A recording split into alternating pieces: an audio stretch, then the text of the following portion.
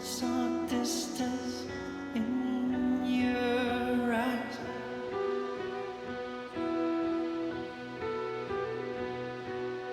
Bury me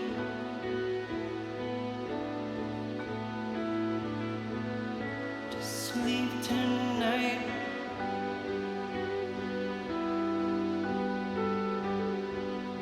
Your touch divine. I saw distance in your eyes.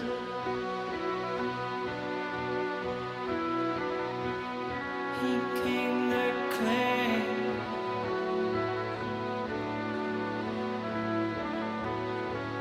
what was his.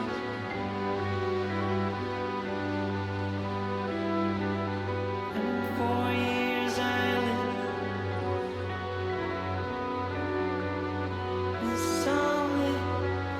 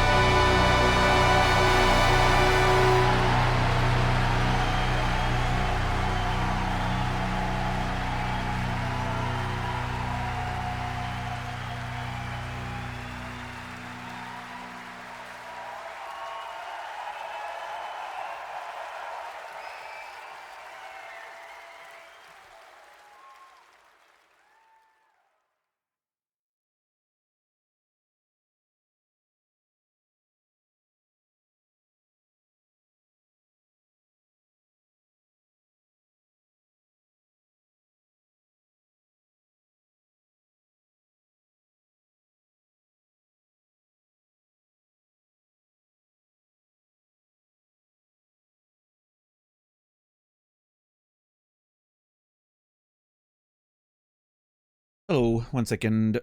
Ugh. What? Alright, I think we're good. Jesus.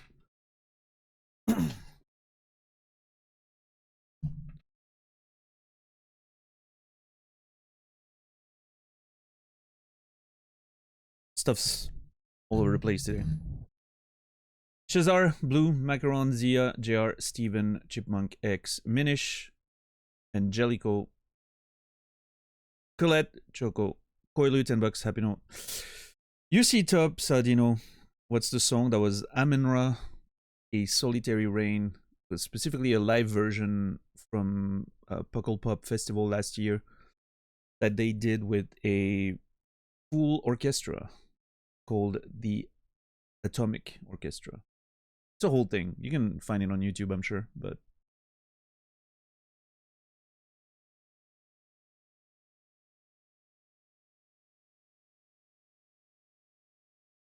yeah.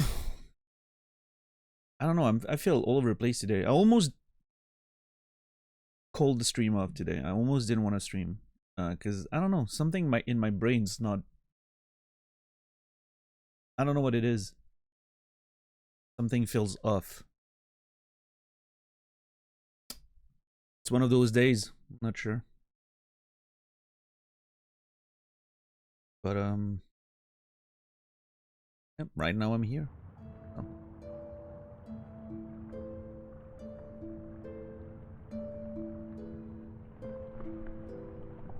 Surely the bug game can fix that. I don't know about that.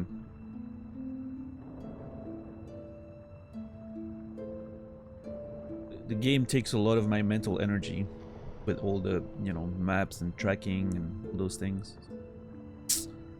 I don't know, we'll see. We'll see. Maybe being focused on something overwhelming for a little bit will work, you know.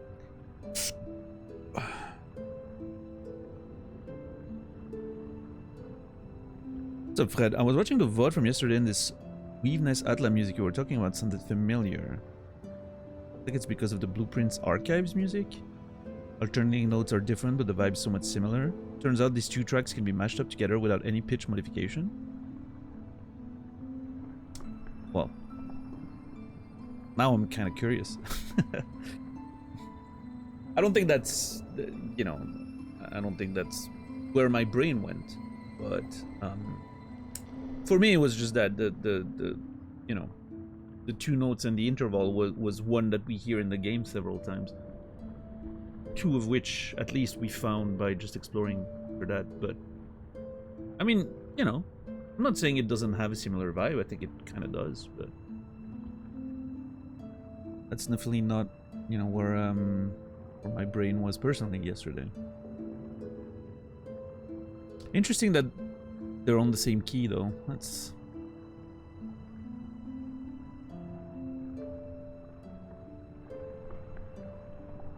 Thanks for the song title. Found it. Hell yeah. The studio version's great, but yeah, that specific live version they released last year, I think. I think it was last year. Is yeah, quite amazing.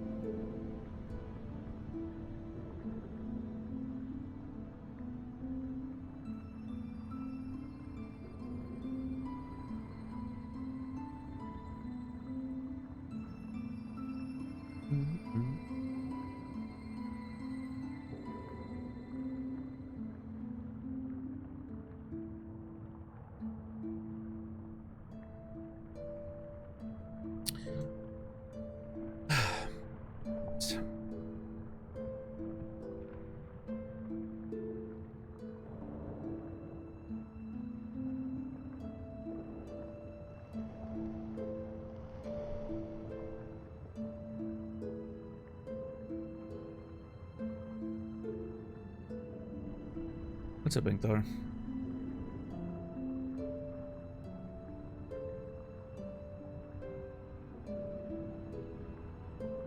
I saw a bunch of April Fool's posts today. There was one in particular that struck, you know, that struck me as it was one of those like gaming hardware company made a fake promo post about a cat tree that can be that it's a monitor attachment that's actually a cat, sort of like a little cat tree thing, right? Like a cat holder attachment to put on your monitor. And I was like, that shit would actually sell millions if it existed. I mean, obviously you can just, you know, have one for your desk or whatever. Those things already exist, but like having a gaming branded one with like LCD, the RGBs around the edge that you can, you know, attach to your sort of gaming rig. It actually looked kind of cool. Like you could see the picture, the monitor, and the cat bed just above it, right? Behind but above. I was like, they should actually make that. I wouldn't be surprised if the reaction is so positive that they end up making it.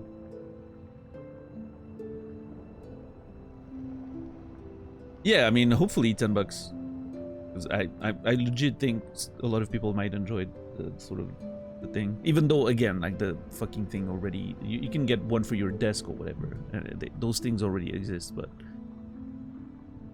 I don't know. Maybe not with the RGB lights and everything fitting with your monitor. I don't know. Another one was Sony. Was it Sony? It might have been Sony, or I don't remember, but it was like a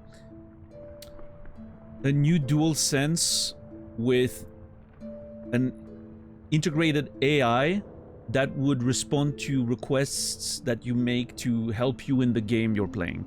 So like the ad was a dude playing with his DualSense controller and like, can you defeat this boss for me? And then the controller's like, no problem. And the controller like beats the boss for you, right? And that one I was like, you know, I give it a year before it actually exists.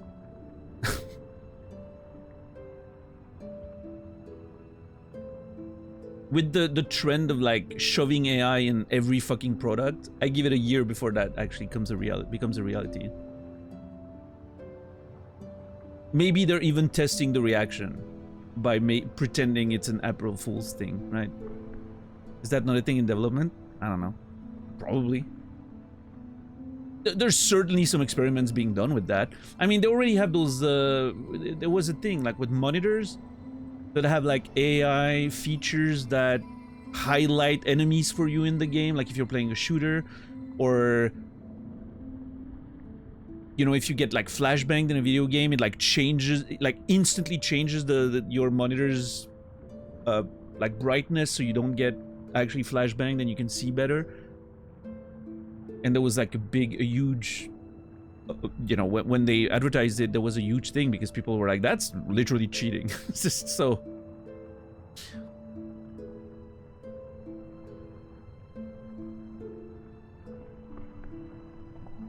What's up, Warren? Why did you change, Warren? Why did you change your color? What's up, Isog? Shepherd. Puka Bear.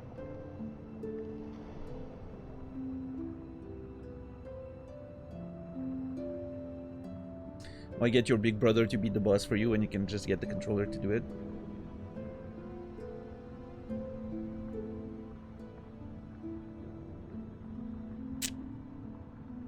Yeah. So yeah, I mean, I wouldn't put it past them to have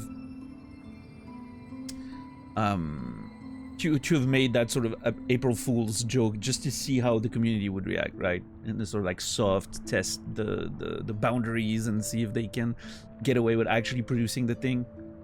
Because like it's kind of funny because it's the first post I saw today when I opened Twitter, and I saw the thing, and it took me like a good second and a half to be like, wait, what day is it today? And then I was like, okay, right. So I was not too surprised. Like my first reaction was not, oh, that's a joke, right? My first reaction was that, hold on. It was not so out there compared to some of the stuff we've been seeing lately. So, what's up, Pookums? How are you doing today? Name color change on Twitch is illegal. I mean, wait, was that a bug word? Because right now I'm seeing you with the normal color. But your first message earlier was purple. I don't know what's going on. You saw it too? I think Warren tried to soft launch a name change, a color change, and then saw my reaction and was like, you know what, I'm going back. The test failed.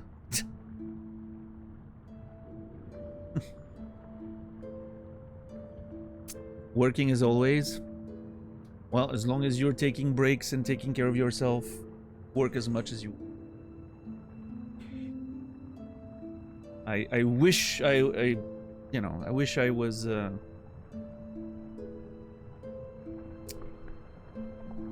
what's the word I'm looking for?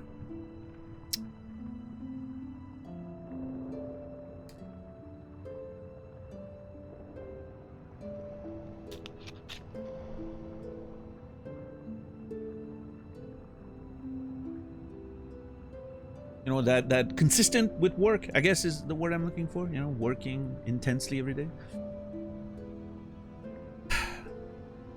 I miss that. I used to be so good with it when I was writing.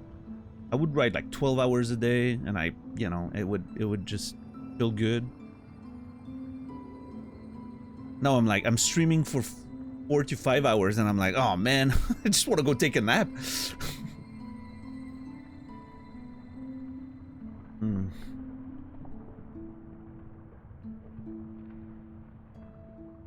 A writer? Yeah, no, I'm actually a published writer. Yeah, that's technically my main occupation. I don't know. I've had a rough couple of years, so I haven't been writing as much as I should. Yeah, I write sci-fi fantasy mostly, like genre fiction, right? Is what we call it.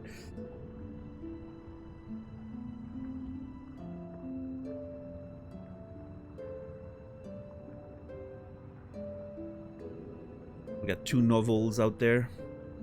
I've been trying to, I mean, I've been wanting to sort of like expand a little bit. I would love to write for video games or movie, you know, like TV or movies, like write for screen, write for video games. That's something I've been thinking about doing.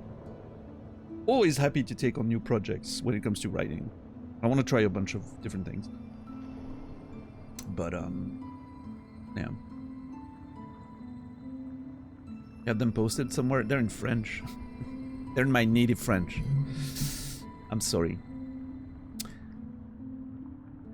I do plan on writing in English in the future, though. Oh, thank you, $10. I do with ISBN and everything.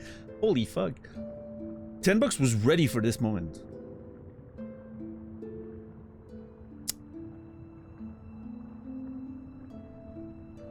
I'm a little upset about the lack of capitalization on those titles, though, I will say.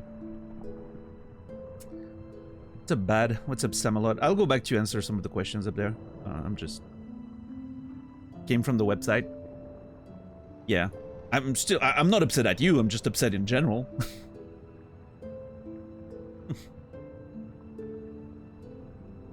You want Lumière to be capitalized in the first title, and... the T and the E. Well, every word on the second title should be capitalized.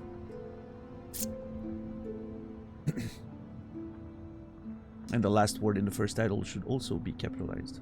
That's the official way I want it. But you know, the publishing industry is a fucking mess.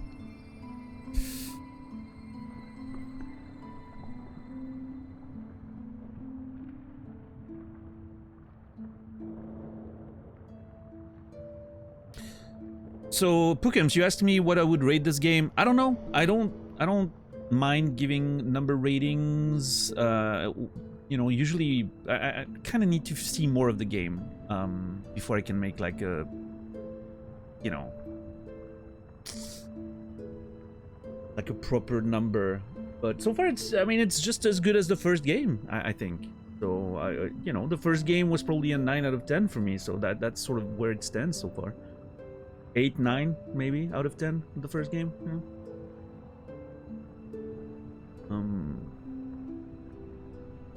I think Hollow Knight, right as I was playing it, towards the end of it, I was like, I was in my brain, it was like a 9. I think that's where I landed. And then after a few months, you know, once the recency bias sort of faded, I was like, yeah, it's maybe more of an 8, you know, overall, looking back, I guess. It's a weird thing. Sometimes, you know, you feel a certain way about something, and then a little bit of time passes, and you're thinking about it again, and you're just considering all the aspects of it, and it usually settles a little bit, right? Reverse Returnal. Yeah, Returnal was the opposite. Returnal, when I was done with the game, I would have probably put it at probably a good 7, like a, you know, a strong 7, maybe a soft 8, a weak 8, right? Now I'm thinking about it, I'm like, yeah, no, it's a strong 8, maybe a weak 9. Returnal's fucking amazing. What about the Prince? Blueprints? Oh, Blueprints is a hard 10. Blueprints is a hard 10 out of 10, for sure. Same thing with Disco Elysium. Same thing with Outer Wilds. There's a few games that are like proper. I don't think they're perfect, but they deserve a good 10 out of 10 in my book. Regardless. English isn't my first language. Maybe I'll be able to read it. I mean, I don't know how much French do you know. I'm not writing in German. I'm just letting you know. Never. Yo, my German's not very good. You could drop me in Germany, like you could parachute me in Germany, and you know, forbid me to speak English, and I could find my way around. I'd probably be okay. Most of my family speaks German. I'm just not very good at it. I'm self-conscious about my German, which means I'm gonna hold off on using it. I understand it pretty well. But because, you know, again, most of my family speaks German, so I've heard it my entire life. I've always felt self-conscious about using German myself, because I feel like I make a lot of mistakes, and I'm just not very good at it. I'm born on the French border. I speak also German, Russian, and English, learning Thai. Love different languages. That's awesome. I love that for you. Hell yeah. It's crazy how being able to, I mean, Russian seems pretty hard, but yeah. What's your Duolingo score or level? Are there levels in Duolingo? Is that how you're learning? So my family lives in France. Oh, that's awesome, actually. Yeah. Pretty awesome. What's up, Bryboot? How are you doing today? Someone else asked, have you noped out of a game while streaming after investing a lot of time into it? Yeah. I think the most prominent example of it is Red Dead Redemption 2. Red Dead Redemption 2, we played, what, 150 hours of it or something? Before I literally was like, I refuse to play another second of this video game. Thank you, $10. That's the clip of Red Dead Redemption 2 committing seppuku on stream, as far as my playthrough is concerned. Witcher 3 is another one that I played over 100 hours, and then eventually I was like, you know what? Well, that one was a little softer. It was more like, yeah, you know what? I'm bored of this. I'm just gonna move on. But yeah, Red Dead 2, I was like, I was having a great time until the second I wasn't. It was crazy how fast that game sort of dropped for me. I mean, I had issues with some of it, right? Like, it wasn't completely out of nowhere, but I was still having a great time. I was still completely willing to play more of it. Whereas Witcher was like a slow descent of kind of being bored. We even, like, you know, stopped playing, like did a seasonal break, and I played something else and then wanted to return to it. And I was like, yeah, no, whatever. I don't want to play this anymore. So there was like a decline. But Red Dead 2, you know, despite my issues with the game, up until the very end, I was very much willing to play more of it.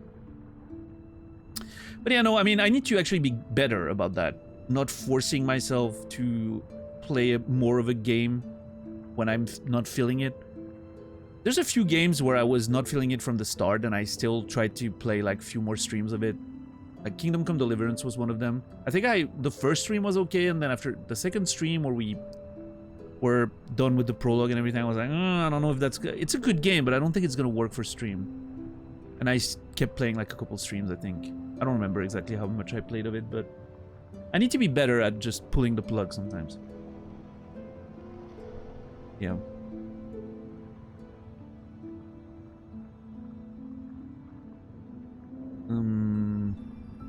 BG3, same, yeah. That's also one that I played a little bit too much of. I think I should have pulled the plug earlier. Expedition 33 is probably something I should not even have, you know, started on stream. Because I had a little bit of experience with the game before, and I already could tell some of the issues that I was gonna have with it. I think I wanted to give it another chance, and maybe feeling like sharing the experience would make it a little bit better. It did not. So, yeah.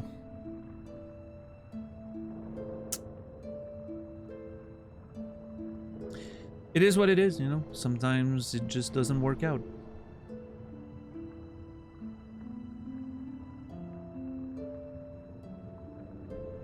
Duolingo is ass. So ass that you find it hard to solve stuff on your own language. That's weird. I've never used any of those programs.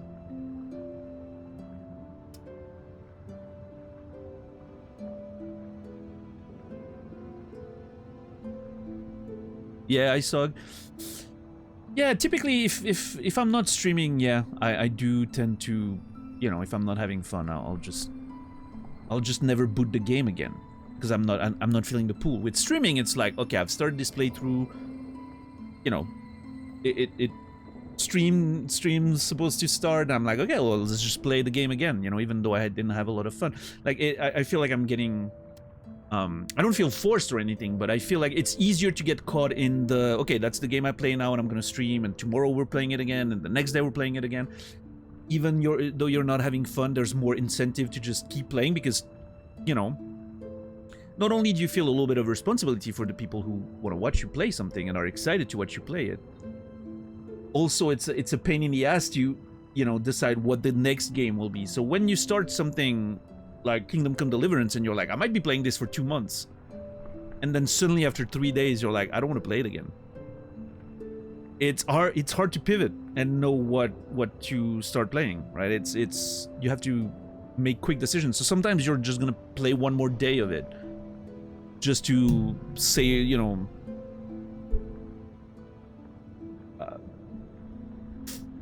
give yourself some time to think. But yeah, there's games where I've pushed through and my opinion goes way up later. Yeah, I don't know how much that has happened to me. I tend to be pretty, once a game disappoints me deeply, it's hard for the game to, you know, get back in my good graces.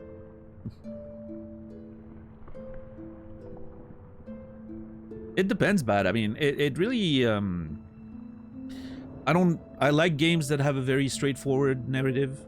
Very cinematic, very, you know, like something like Dispatch or The Last of Us or stuff like that. I think it's wonderful. I also like when games are very cryptic and you have to figure out the story a little bit by yourself. Stuff like Blueprints, Outer Wilds, the Souls games, obviously, Hollow Knight. I think it's all about how, you know, the developers, the writers, have an idea of the kind of story they want to tell. They want to deliver it in a certain way. Did they do a good job at that or not? That's mostly what matters to me, right? You can fail at doing a very direct delivery of the narrative, and you can fail at doing something more cryptic, right? So I feel like maybe it's a little more obvious when the narrative is more direct, when they're failing, right? Because obviously a lot of it's, again, it's very in your face by definition of the you know, by design. Whereas when it's something a little more cryptic, it's easier to just ignore it and focus on the gameplay. So, yeah. What's up, Risa? That's one of my big problems with Expedition 33. Yeah, I mean, again, I know that game was very well loved, and clearly it's doing a lot of things right for many people, right? For me, it just missed the mark. I don't exactly know why, but I don't know why I feel like a bit of on an island with Expedition 33. I don't know why I dislike it as much as I do, considering how many people really love it.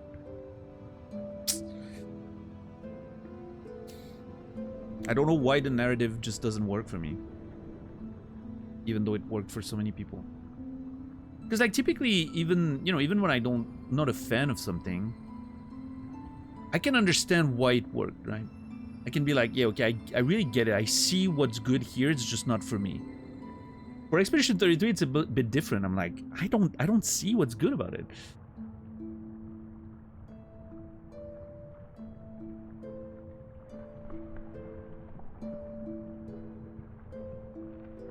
Like, I think the prologue's amazing, and I think it just falls off the train right after that. But, I don't know. Maybe it was the French? I don't think so. Sometimes you're allowed to be wrong. Yeah, I mean...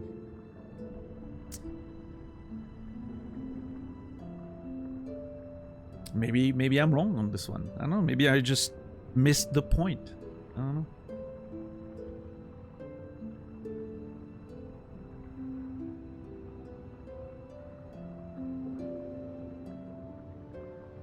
What's up, Skyrek? It's easier to dislike it because people are overrating it. I don't know. I don't think for me that influences my opinion. I've thoroughly enjoyed games that are extremely well regarded and very popular, like The Last of Us and stuff like that. And I've, disliked things that are supposed to be small indie darlings that, the masses won't understand, like fucking Undertale and such, right? So I don't think I don't think that sort of stuff affects my opinion on something. I think my opinions are, I'm old enough. I have enough sort of experience with what I like and what I don't like. My opinions don't get affected by others anymore.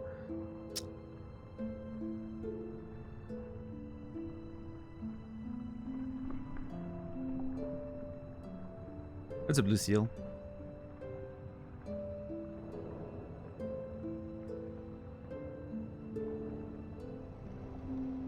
What about Last of Us 2? I think Last of Us 2 is better than 1. I did not want Last of Us 2 when they announced it. I was like, oh man, the first game was just perfect. Why touch it? Why ruin it with another sequel? And turns out I like 2 better than 1. I thought it was better in every possible way. The gameplay was better. The story was better. The performances were better. Not to take away from the first game. The first game is still incredible. But yeah, I thought part 2 was just better. Flat out an improvement in every way.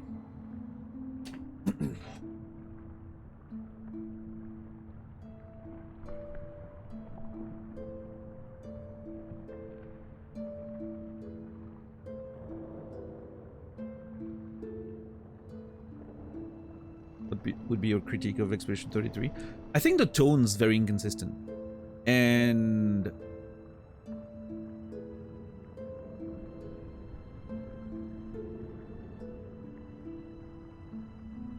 there's a few things that are hard to talk about without spoiling some of the content, unfortunately. But I think the story gives up on its own themes and emotional core. And I can't explain exactly why or what's happening, but I think that there's a few decisions in the plot that, unfortunately,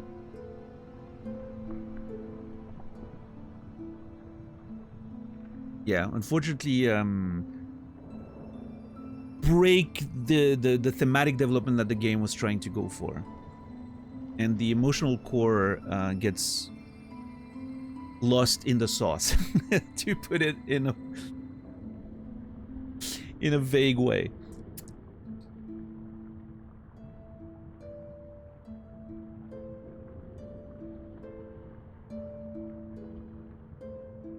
But yeah, the tone was all over the place, and I feel like that's more than just the plot and the story itself.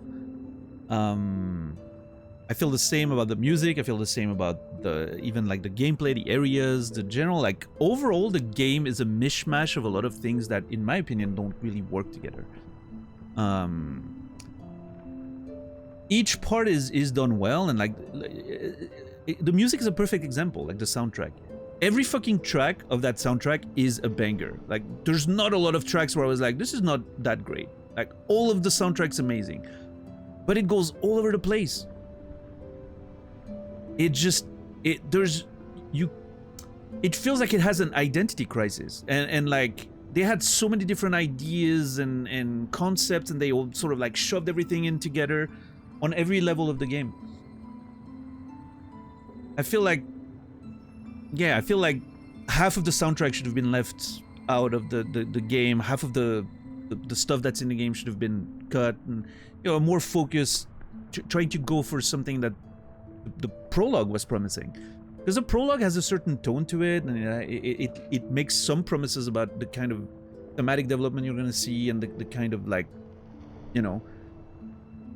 again, that emotional core of the story, right?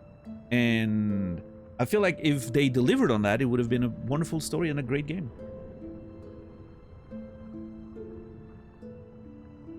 You get the vibe it was AI generated? No, I don't think so. I know there were some controversy about some assets that were left in placeholders that were left in the game. Whatever, I don't care too much about that. I don't like the idea of it, but whatever.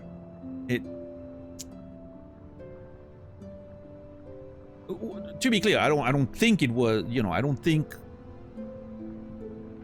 that the game was AI, assisted or whatever. Although, who the fuck knows, but...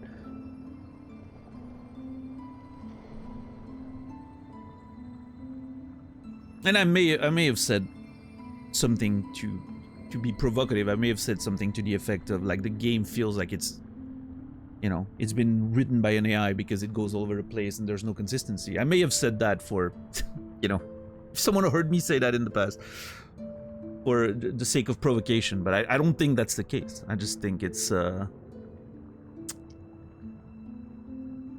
me, the sort of, like, it feels to me like the writers of the game maybe were a little inexperienced. And they failed to sort of center their ideas and cut what needed to be cut and leave some stuff behind, which is a hard thing to do, And there maybe wasn't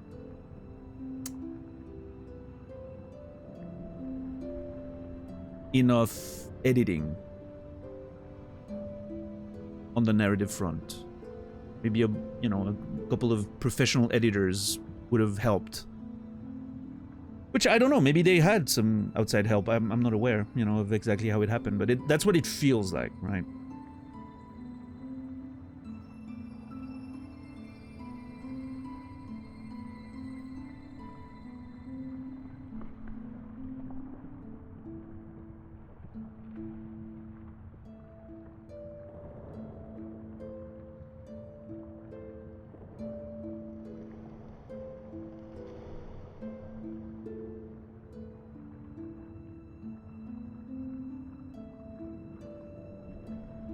But I mean, it's just, that's more of a, like, specific critical discussion on the narrative, right?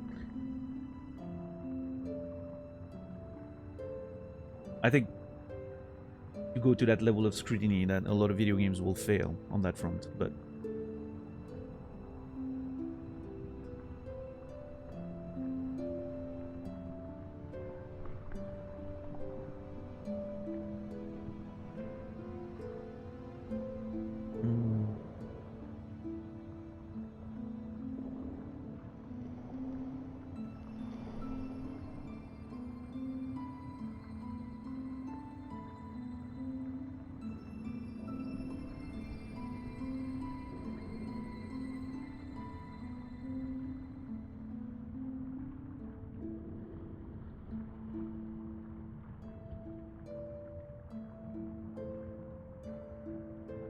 yeah, I mean, I don't know, the stuff about the placeholder assets and all that. It seems to be happening a lot lately, is all I'll say.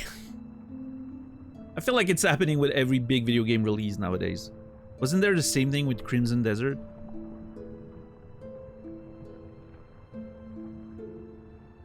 Yeah. And a bunch of others, right? It feels like it's I think it's just a big tool right now that a lot of creatives are using, right? They're using AI generative AI tools to help them with brainstorming and placeholders because it's faster, and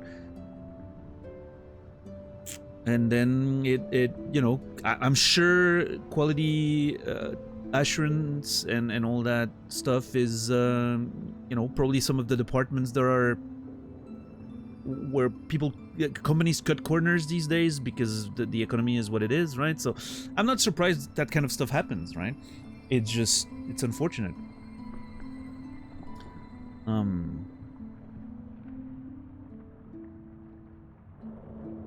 Or just ignore them. Yeah, I don't know, like obviously you know, who knows, right? I'm trying to not think that there's malicious intentions behind it, that they try to get away with it or something. It might be a simple mistake. I don't know, right?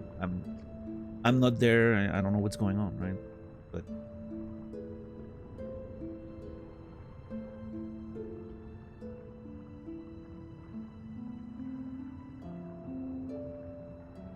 well, I mean, I think that's another aspect, Macaron. I think the thing is, when you're talking about something that's like the widespread usage of generative AI right now, there's a lot of aspects to that conversation. We can't always talk about all of it. Right now we're focused on the creative angle, right? Obviously there's environmental concerns, there's a plenty more concerns. We could literally just have a conversation about that for 5 hours and not even scratch the surface. Sometimes we have to focus on one aspect of it, I guess.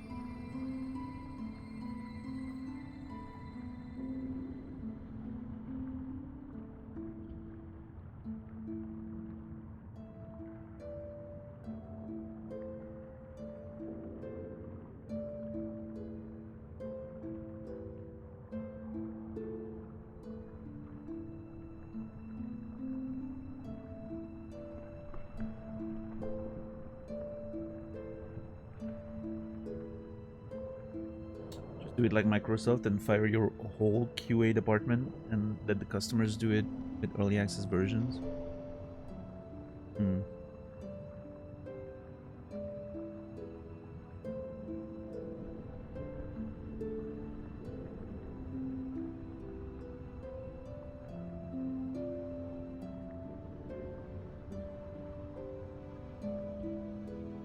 I don't know, Torny. I think it's a multifaceted conversation, right? Someone could care only about the environmental aspects. That'd be fair. I don't think that's more or less important than anything else, right? In fact, if we really think about it, it might be even more fundamentally important because it's not just ultimately meaningless little brain cells thinking that art is important in the grand scheme of the universe. Right? It's like we're literally destroying the environment that sustains life for a ton of species outside of us, right?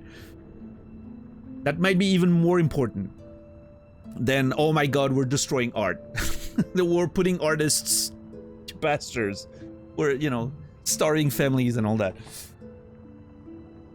I'm not, you know, I'm not trying to play devil's advocate. I'm just saying, you know,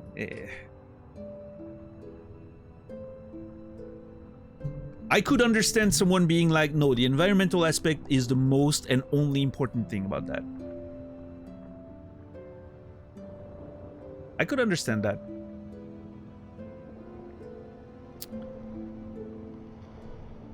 For me, I don't know. I'm an artist. It's the first thing I think about is, you know, my friends getting screwed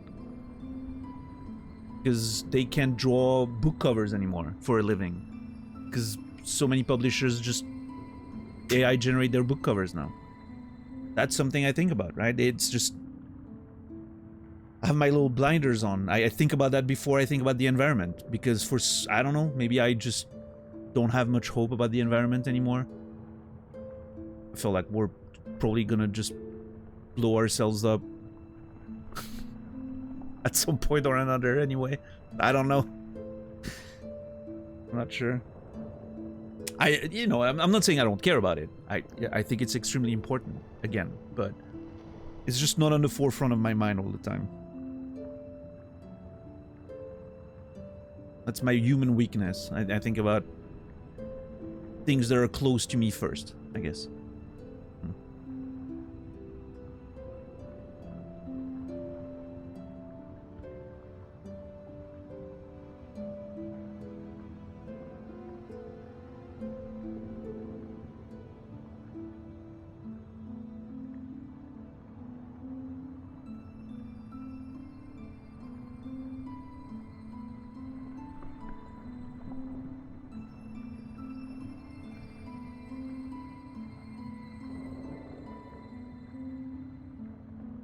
Oh, good on Twitch for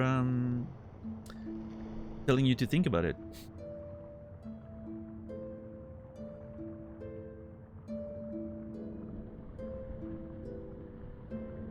I mean, those two letters are, you know, next to one another on the keyboard. I get it.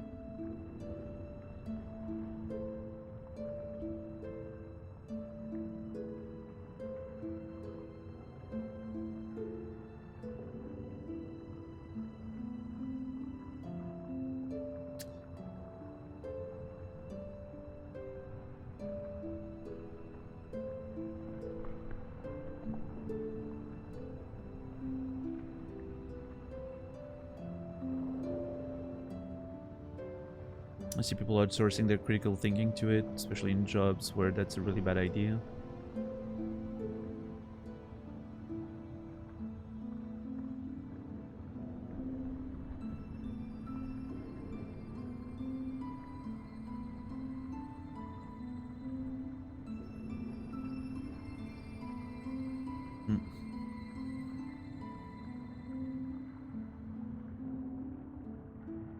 Well, yes, Tob, but at least in the past, if you lacked critical thinking of any kind, or you lacked literacy, or your expression, you know, you couldn't write full sentences, at least you couldn't fool people into thinking you could, and get hired in positions of power or influence where you shouldn't be, right?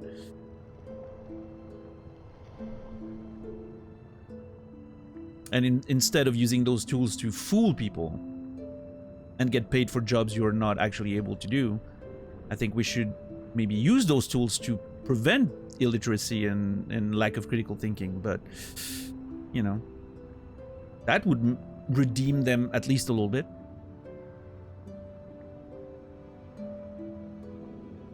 Same reason why, you know, I would love for AI to be used to accelerate medical progress. That would be an awesome use for it, right? What I wouldn't like, however, is doctors not actually diagnosing a problem and just, you know, delegating to an AI to figure out a fucking solution randomly, right? Again, like assisting, not replacing the human sort of effort and process, right?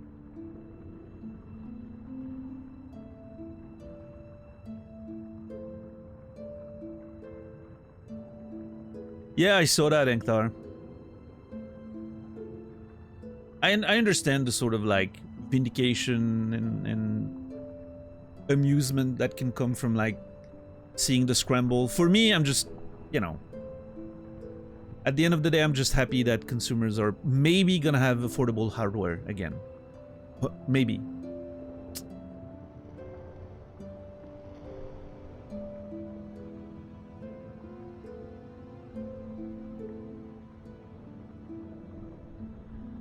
I don't think it's that, you know, black or white, Macaron, but I understand the sentiment.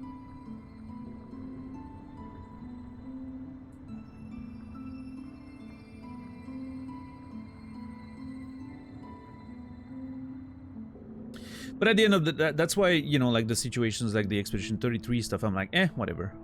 That part is not the one I'm really worried about. If that's indeed what happened, right? Using generative AI for placeholders or brainstorming or whatever, that part's not the one I'm very much most worried about.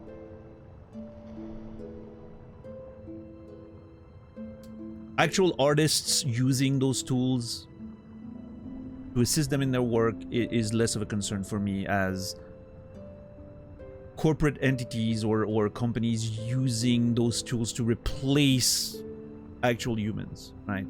That's more of my concern. That's like the main thing I always think about when it comes to that.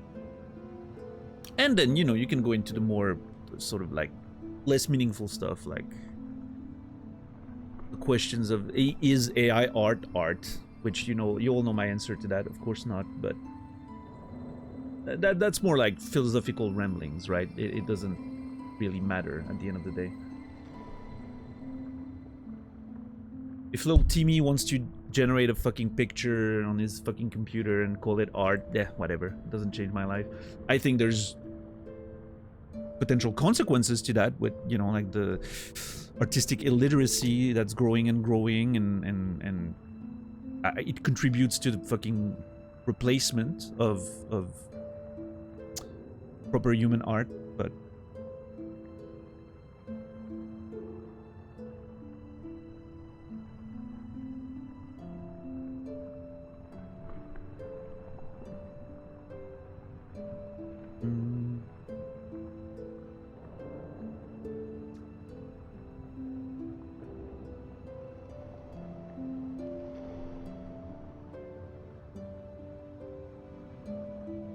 also can't ignore the potential it has to facilitate so many things.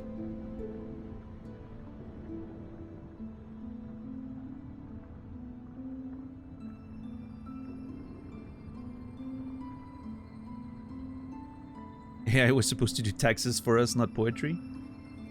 Yeah. I mean, people will argue that it can do both, but I agree with the overall. I agree with the spirit of your comment.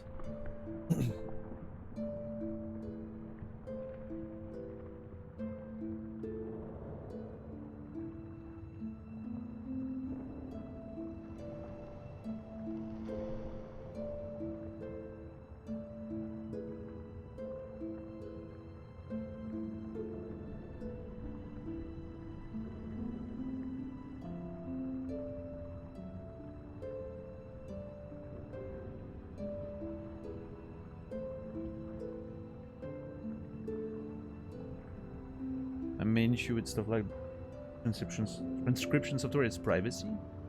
It's interesting. Privacy is never that much of a concern for me. It always sort of like, you know, I'm gonna say it in the most simple way that I can, and I'm sure I have blind spots, and maybe I'm naive or foolish, but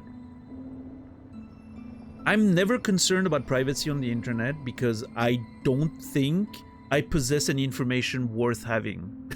I don't think anyone out there would benefit from having access to the information I have in my brain.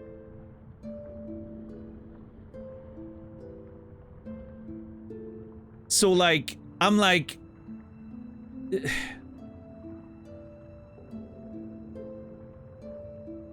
I could literally upload my book in an AI right now and I wouldn't care a single bit. When I could upload both of my books in an AI and be like, whatever.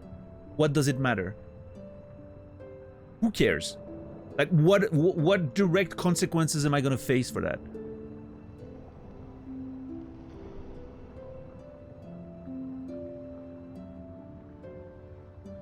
That depends on who and political context. Me, in my current situation. That's exactly what I'm talking about, Risa. I'm not talking about anything else. I'm talking about me in this particular context and why I don't care about privacy stuff. And I never have, and I maybe never will. The only thing I care about is, like, you know, I want my accounts to be protected. Yeah, I know, 2FA and all that. I don't want to be hacked or anything. I don't want my bank account to be breached, any of that stuff, right? But like, information, my DMs leaking on the internet, for instance, or my, you know, whatever. Like, there's no information in there that anyone could benefit from.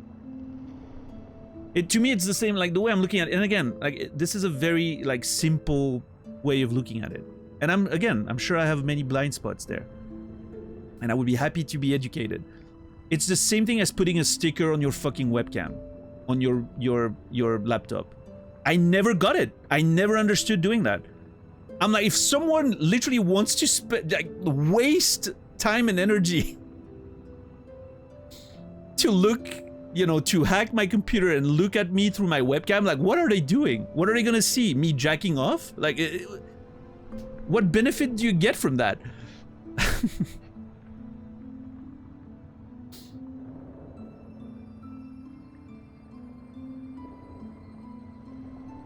To me, it's the same thing. I'm like, I don't care. All those things that pop up when you browse the internet, you know, like, oh, do you allow those cookies, those things, those things, those things? I'm always click accept. I don't even care. I'm like, yeah, whatever.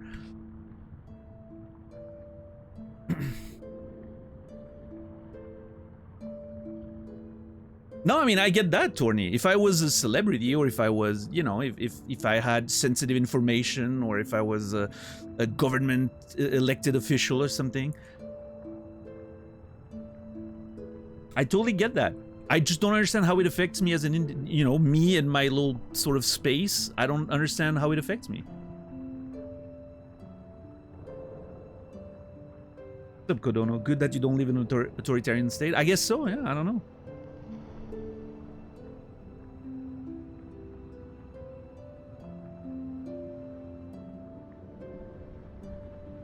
Yeah, I mean, again, I'm not saying that no one endures it. I'm just, let's not put words in my mouth. I understand why some people care about that. I'm just explaining why I don't, right? That's all the extent of what I'm saying right now. I'm not saying nobody should, or that, you know, I'm just acknowledging my privilege. That's why I don't care about it. And I understand that it's a privilege. Don't get me wrong. And maybe I'm a fool. Maybe there is damage that can be done and I just don't know about it.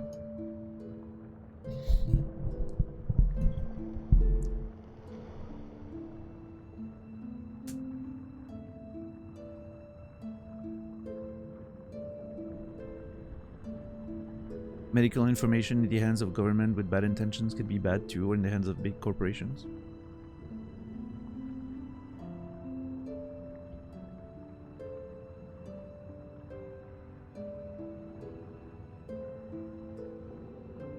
Situation might change, you never know. Yeah, that's true.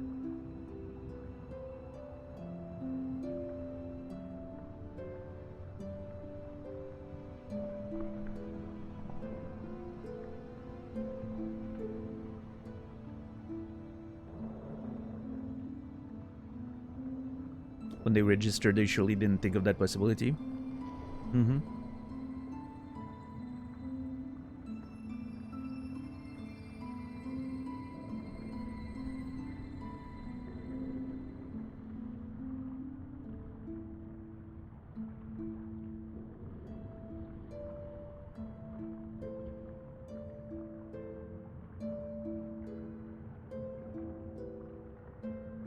Software like Zoom, MS Teams, Google Meets will have your meetings being fed.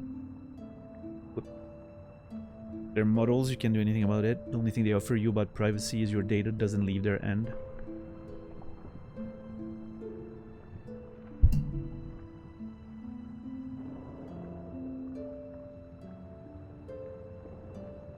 Well, I mean, I have that concern too, Risa. I just, you know.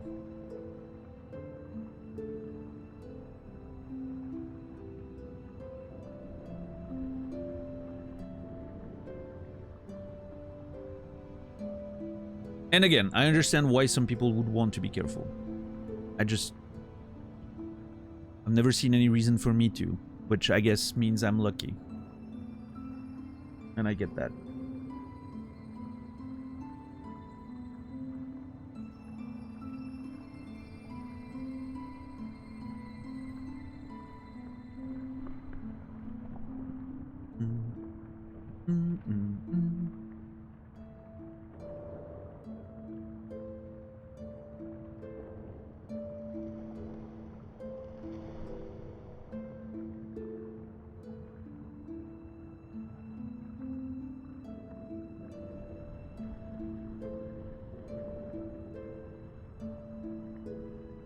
No, no. I mean, I said that myself 2 minutes ago, Chipmunk. So, absolutely. I am absolutely aware of this, which is the whole point of me expressing it, right? It's like,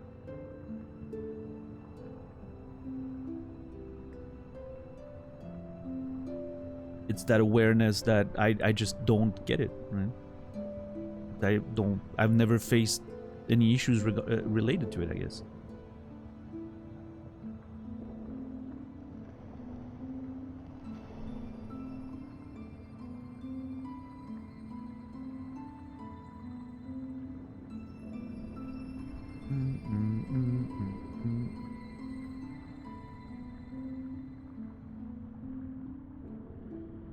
Maybe our privilege has an expiration date, yeah. And if not ours, the one of people in you know, more vulnerable positions that we are than we are, right?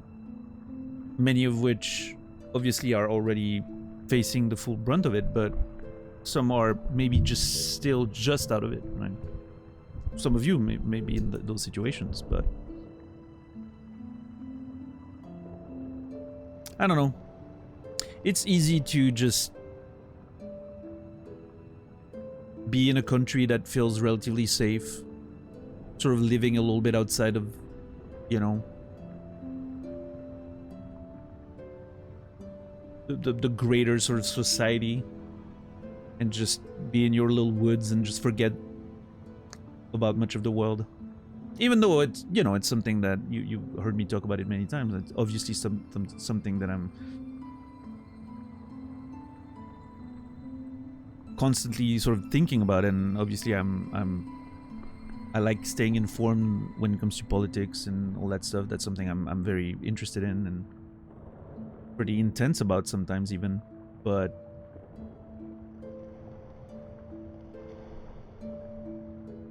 at the end of the day, my personal sort of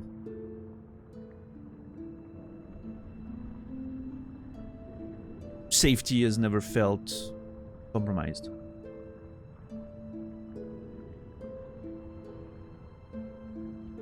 Which is a huge privilege. And something that makes it, unfortunately, maybe easy to, you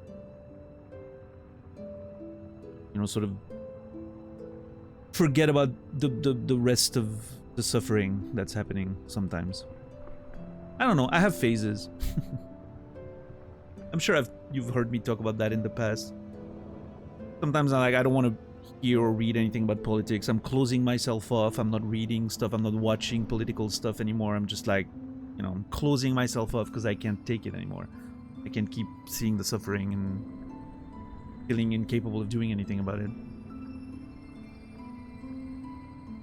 And sometimes I can't stop watching stuff about it and talking about it, and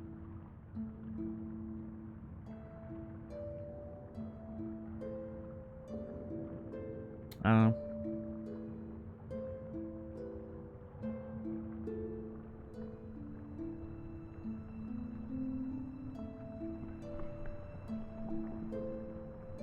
As a person with uterus, I avoid period tracking apps just in case the new party in power bans abortions.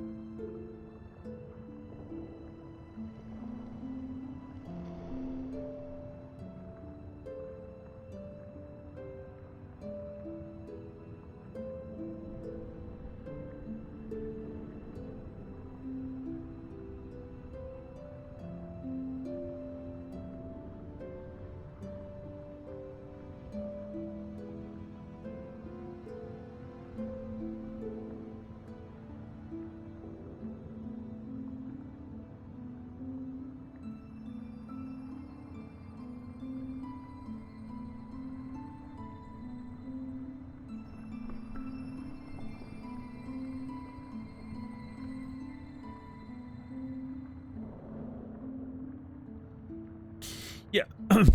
I'm just reading back on Top and Chipmunk's exchange. I think that's a very sort of like at the core of what we're talking about. In the sense that, hold on. In the sense that it's a tool. Like Top is seeing like the benefit of the sort of like the tool. Let's call it a tool, right? Because as a medical worker, he's seeing the benefits of having all that stuff being easily tracked and kept, and, you know, like if you have to change, I'm assuming change medical providers or whatever, it's very easy to have all your information and save time and not have to go through the same things over and over again when you're, you know, trying to get the help you deserve and need, right? And then Chipmunk sees the other aspect, which is, well, if it's in the hand of people with malicious intentions towards people like me, then it's fucked, right? It's another one of those. I think it's interesting because it goes back to sort of the start of the conversation. The tool's not the problem in itself. It's just really the intentions with which it's going to be used. The problem is we live in the world where good intentions are becoming more and more scarce from the powers that be, right? And every tool ends up, it feels like every tool ends up being used against the you know, the little person for the benefits of money grubbing assholes and all that.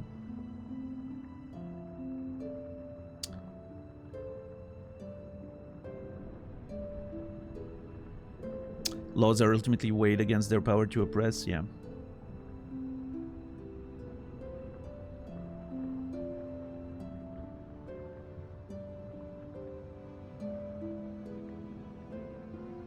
No, that's true, Shepard. I get it.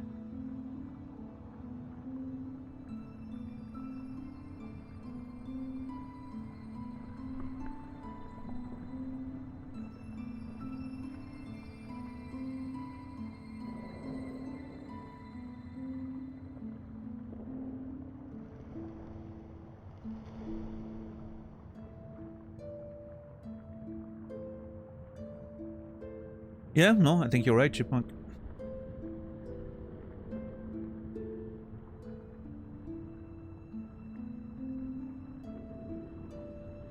All I need is a future government to ramp up fear about dangerous people with mental health disorder. Put onto a hypothetical list that could ban me from a lot of stuff.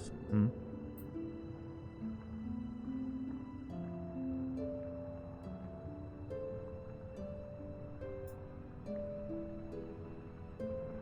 Yeah, see, I appreciate those you know, all of you sharing your own experiences. That's sort of what I was referring to when I said I probably have a lot of blind spots with that, because I don't have to care.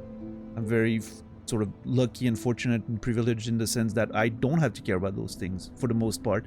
Maybe I should, and I'm just, you know, and I'm making a mistake not caring about it for myself personally, right? Just without thinking about the broader sort of social aspect of it, right? Political aspect of it. Just even thinking about myself, maybe I should be more careful about that stuff. I'm just lucky that so far I'm far enough of the imagine, you know, like hypothetical bar where I could suffer direct consequences for it. But maybe that bar will move in a way that will make me one that I wish I was more careful, right?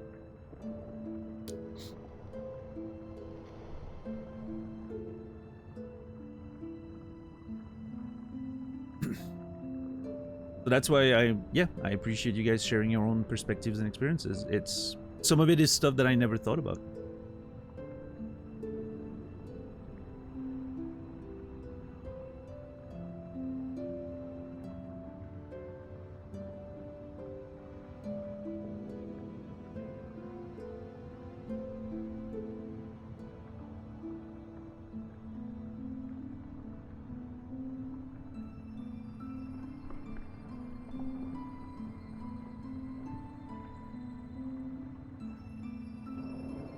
Very strict privacy rules here in Germany, especially when it's about medical information. Yeah, I'm pretty sure, like, Switzerland's probably very close to that as well, right? I think Europe in general maybe is a little more careful. I mean, we know there's a lot of laws and regulations about the privacy stuff, which is why Europe seems to be always fighting, like the European Union, right? Seems to always be fighting with other companies, especially like with social media and all that, because of those issues. Um,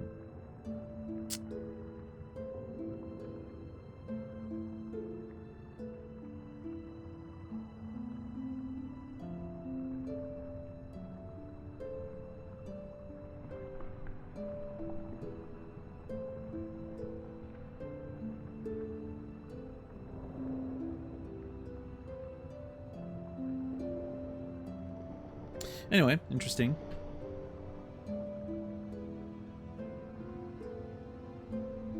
Alright, Macaron. Thanks for sharing your experiences and have a good time. Wait, is Easter happening right now? Am I that unaware of what's happening in the world that I don't even realize Easter is happening right now?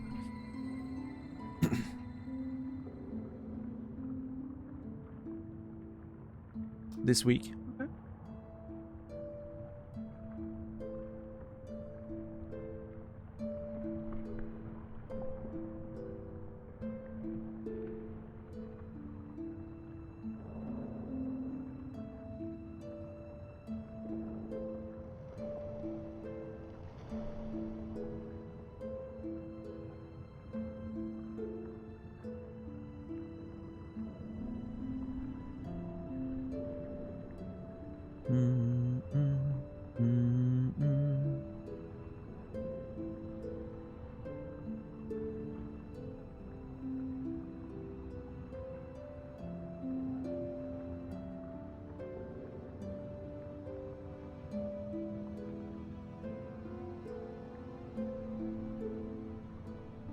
What's up, Prison Mike?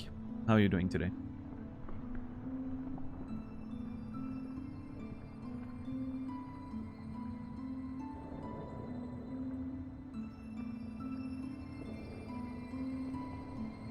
Anyway.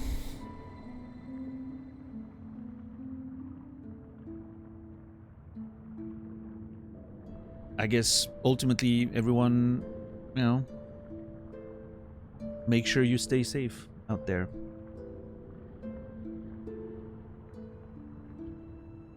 I probably won't. I probably won't change anything. Which maybe one day I'll regret. And when that happens, it will be the consequences of my own actions.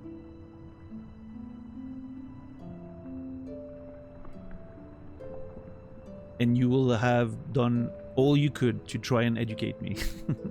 And I am. I feel more educated about this than I was an hour ago, which is great. And I wish I felt more of a drive to be careful about my own relationship with my privacy. Can you believe there are some people that make their username their real name? That's exactly what I mean. Fucking government name. Oh? The raging. Why wrestlers wear slips? They should all wear goddamn pants?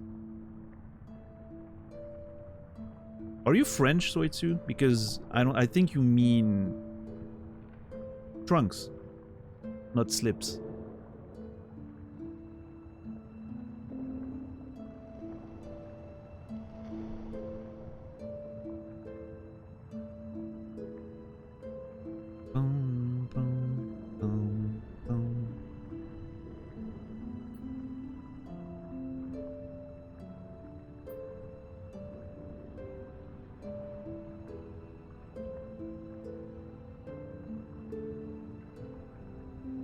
Also, many wrestlers wear pants.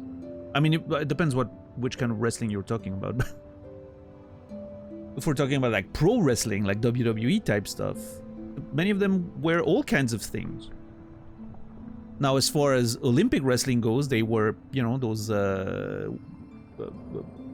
what are they called again?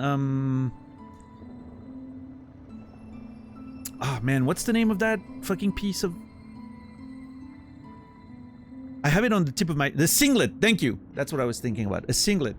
Because it's you know, it prevents grabbing and all that stuff. It needs to be regulated for the fairness of the contest, right? Which is why a lot of pro wrestlers keep wearing those things, because that sort of like the transition from real wrestling to scripted wrestling, right? Historically speaking.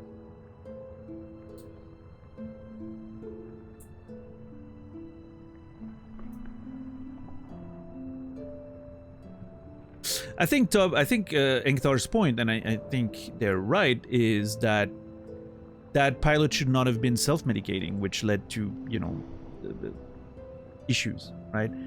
They should have been in a situation where they shouldn't have feared for their job because of their mental issues, and they should have been able to get the help they wanted, which would have prevented those issues in the first place, right?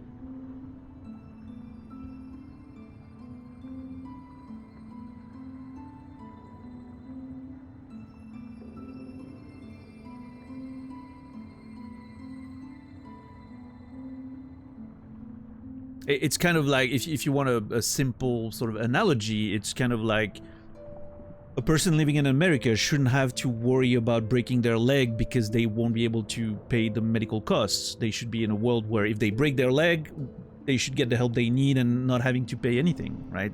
Health insurance.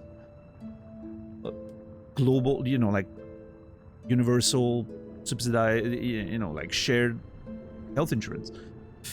Socialized healthcare, as we call it, right? Instead of, oh shit, I broke my leg, I can't get the help I need, I'm not gonna go to the hospital, and I'm basically gonna fashion, you know, with a piece of wood, I'm gonna fashion myself a thing to heal my leg, and then turns out my leg didn't heal properly, so I can't do my job anymore, right? Like that's the sort of analogy of the situation there, right? You wouldn't be looking at the person with the leg that doesn't work very well anymore and be like, oh, well, maybe they're not qualified for the job because they broke their leg, right? That doesn't make a lot of sense. The real answer is, oh, you broke your leg? Well, healthcare is going to take care of you properly, and then you'll be able to keep doing your job forever. Or as long as you need, right?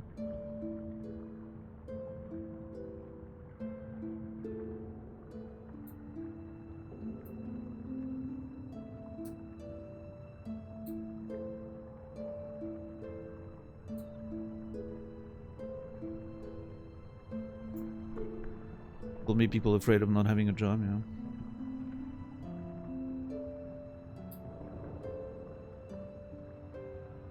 I mean, it goes even further than that, right? It's not just about a job. It shouldn't even matter, the job aspect. Someone shouldn't need to be like a... I know that's not what you say, and I'm going on a tangent there, just to, you know, just to be clear, but it shouldn't be, at any point, it shouldn't be about your productivity in the in society. It shouldn't be about the value you bring to the system. Your value as a human being should be fundamental by the fact that you exist.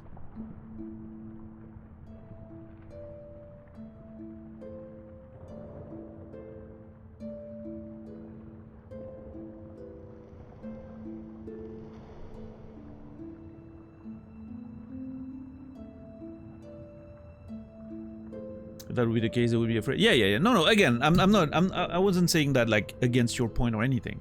I just wanted to sort of.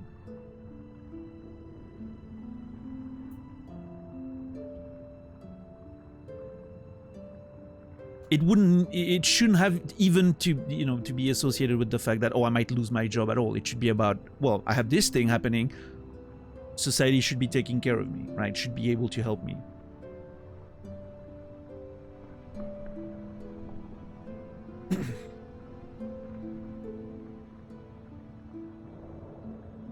It's the extra step, right? Like it's even a step further of the whole thing. Like, I shouldn't have to worry about having to make money. Having to make money. I shouldn't have to worry about having a job.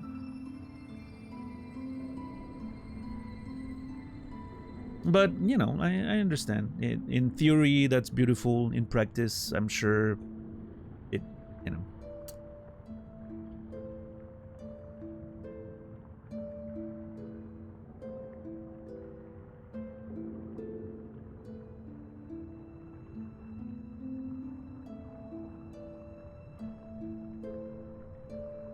Yeah, probably Ankara. I think and here's the thing. I think everyone has something to provide, even if it's not through like what people consider a normal job, right? Um,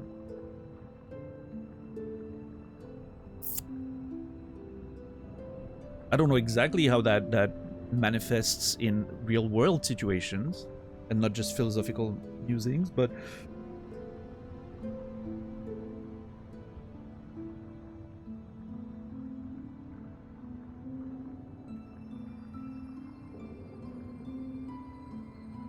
yeah, I agree, Chipmunk. I mean, there's a reason why, and again, like I'm not saying that out of trying to be defensive about my position or anything, but sometimes the reason why I say, like, oh, these things don't feel like they affect me very much, is because I am fortunate and privileged enough to be in a country where, even though we're far from being perfect and there's plenty of issues we could talk about, as far as that is concerned, like the sort of like socialized healthcare, social services helping people, I think Switzerland is pretty okay. We're doing fine, right? We are fortunate enough to have a strong economy. We have a lot of money just available for those things. And again, not perfect. There's plenty of issues we could talk about. But in general, the average sort of person doesn't have to worry too much.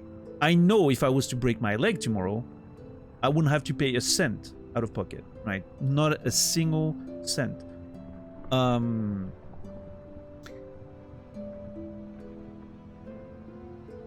I'm considered someone with low revenue, right? Because of the not too much money in Switzerland. I don't make that much money of streaming, right. In Switzerland, I'm considered a low revenue person, which, I would probably be considered that in many countries at this point. I get help from the government in terms of paying my health insurance. My health insurance is subsidized to the degree of like 80% or something. Just because I don't make enough money, right? Imagine how like pleasant that is to have to not worry about, and how peaceful that, safe that makes you feel.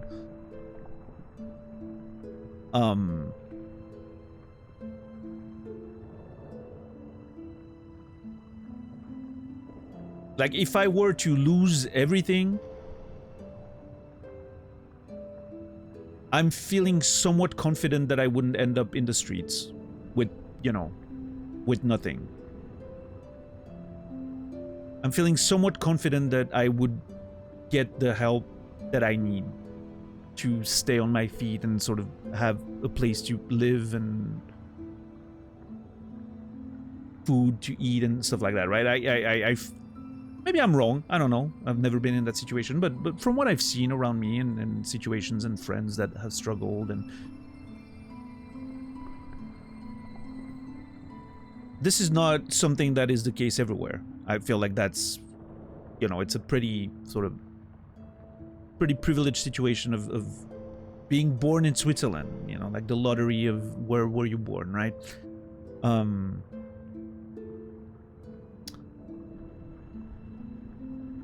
So I sort of understand how, like, if the entire world could function like that, how much more peaceful it would be for a lot of people.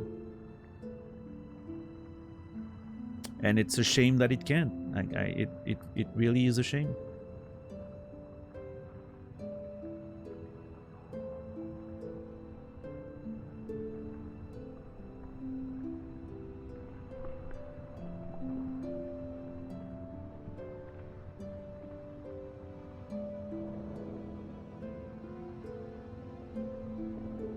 Percentage-wise, it wouldn't fit what human society needs, so people are stuck in positions they hate. I don't know. I'm not sure. Because I think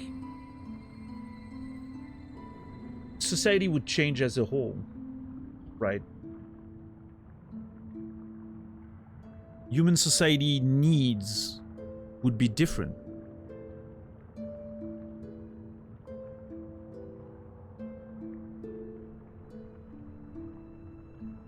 So I think the problem would sort of solve itself by just the you know,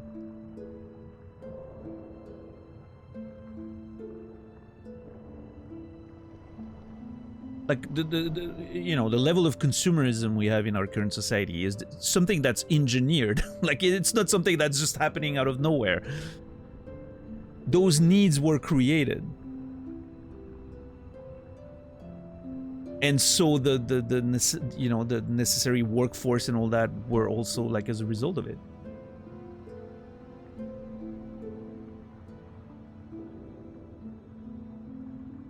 Any change has a cost. Yeah, but stagnation has a cost too, and we're paying for it right now. That's something to think about. I mean, and I'm saying stagnation, but it's, you know, unfortunately it's not just stagnation, but it is changing in the wrong way, down the you know, a terrible path. And that has a cost too, that a lot of people are paying right now, and I have been for a while.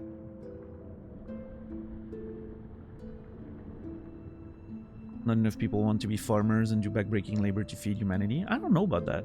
I'm not sure.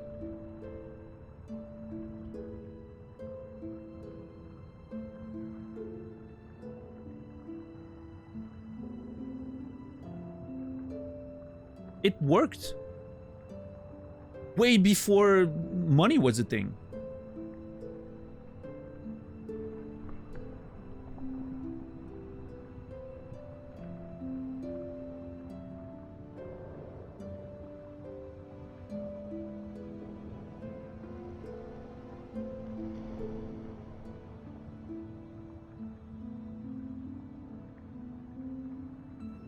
I don't know. I feel like, you know,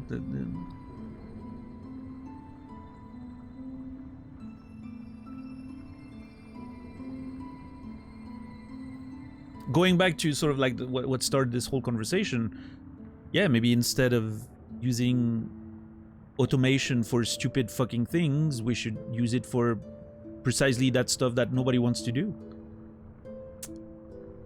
Focus on that instead, and just, you know.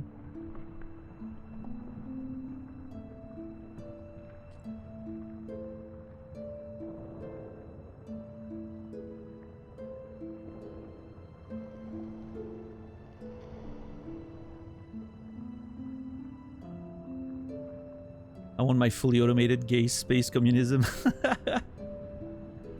Write the book, Engthar. You can start now. That's a setting for a story if I've ever heard one.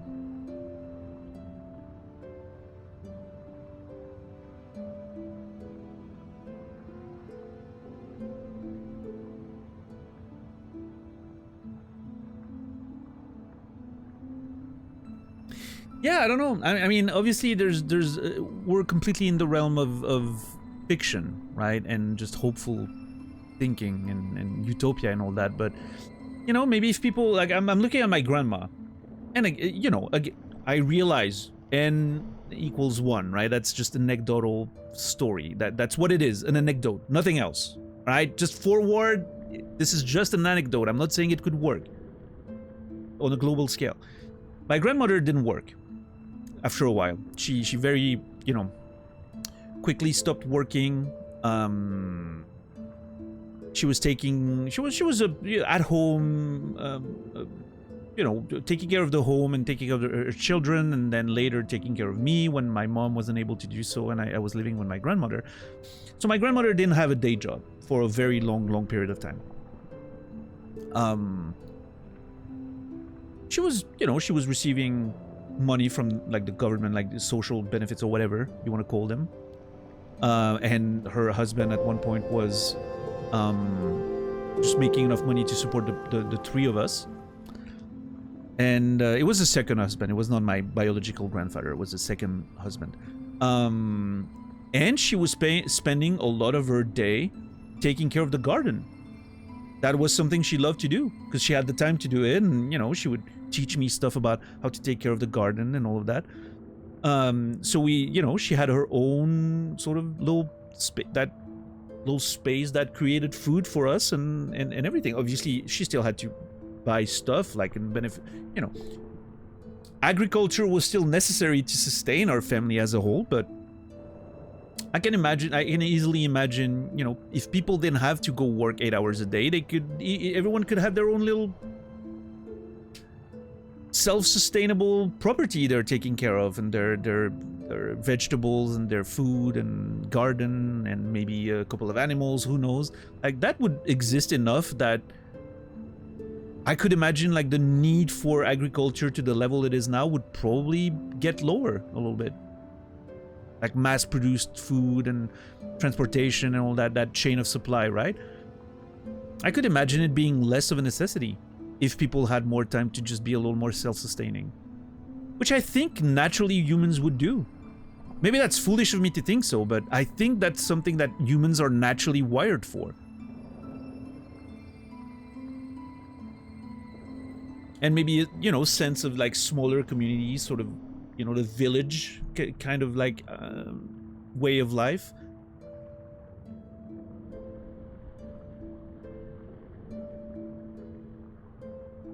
Yeah, we're communal species, yeah. We're survivors, like, and we're very good at adapting. That's literally the reason why we're here. But I don't know. There's a part of me that believes it would work. Maybe I'm foolish, but I can imagine a world where working is an option, not an obligation. I don't know. Just, you know, again, we are a product of the way we grow up, right? I grew up with that line of thinking because that's how my grandmother lived.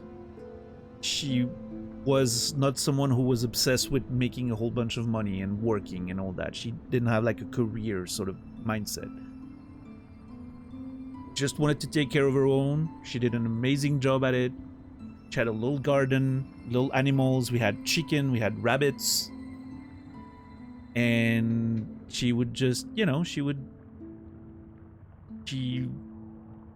it was a world, the world that my grandmother taught me to live in was a world driven by kindness.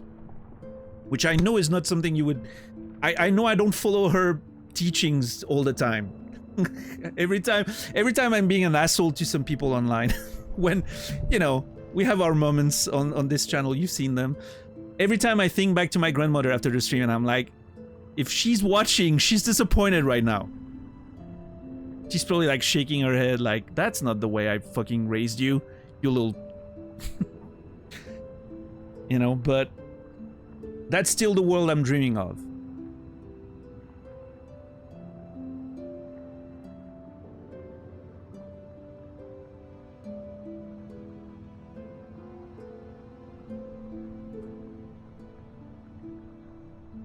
If everyone was like her, the world would be a better place, let me tell you.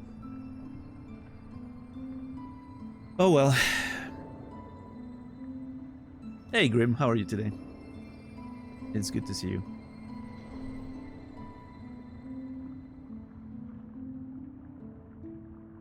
But I mean, even my dad, right? My dad was the same. I mean, again, for those of you who have heard the story before, I'm sorry, but yeah, the person I consider my dad wasn't my biological father. I've never knew my biological father. He left when I was a toddler. A newborn, even. I was not even 1 year old, I think. So I have no memory and no knowledge of him. I actually talked about my biological father with my mom the other day. She doesn't even know if he's alive right now. Like, she completely lost touch with him. I think she kept up with him a little bit over the years. I never wanted to know anything about him. I never cared. But yeah, randomly we talked about that the other day, and because we were talking about like health stuff, right? And about how I'm, you know, and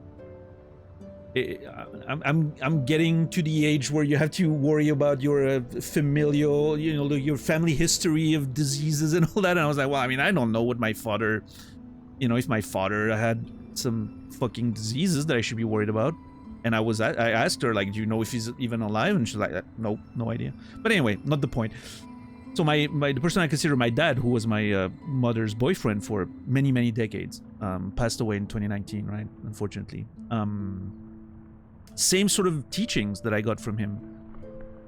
He was a very helpful man. I've told the story before, but He would come home from work. See, we're talking about like about the people who would work regardless, even if fucking society didn't require us to. He would come home from work and he would go around the fucking neighborhood and look for things he could help people with. Did anyone need, you know, a something to be fixed in their home, or something that needed to be a lawn that needed to be mowed, or anything, any kind of like help he could provide to people. He was always looking to do more stuff for people. And I think there's plenty of people like that. There are people that really, you know, live like this. And then you have people like my grandmother who were more about just taking care of your own and your little space.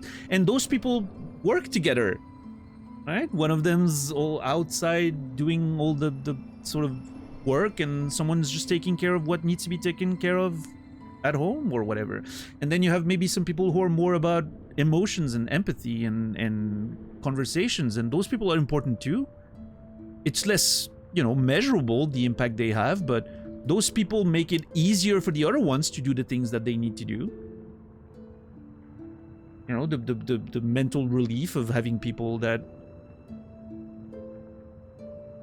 give you like sort of like intangible support and all that, right? It's like it's almost like an MMO team. You know, you have the warrior going at the forefront and doing all the hard stuff, fucking tanks, and then you have the supports in the back that do little fucking spells that give you buffs. Some people are, you know, some people are supports. You don't see the effects as much, but those buffs do matter. They do help, you know. At least that's the way I see it. I know it's a very nerdy way of explaining it, but, you know. And then you have the artists, the bard, you know. Play the music to make everyone feel better. How many people, you know, don't value art as much as it needs to be valued in our current world? Oh, art is, you know, art is a hobby. You shouldn't expect to be able to live doing art, right? Bullshit. Imagine a world without art.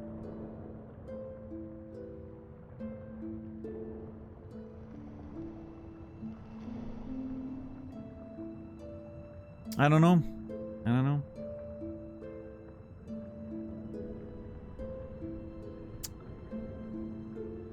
There's a role for everyone. And I think if we weren't trying to force people into certain slots that they're not meant to, society would regulate itself. The world would regulate itself, and everyone would do what they are supposed to, and I think it would work. I don't know. Again, maybe I'm fucking fool. Maybe I'm hopeful. Maybe I'm too optimistic. I feel fundamentally like it would work somehow. It will work itself out.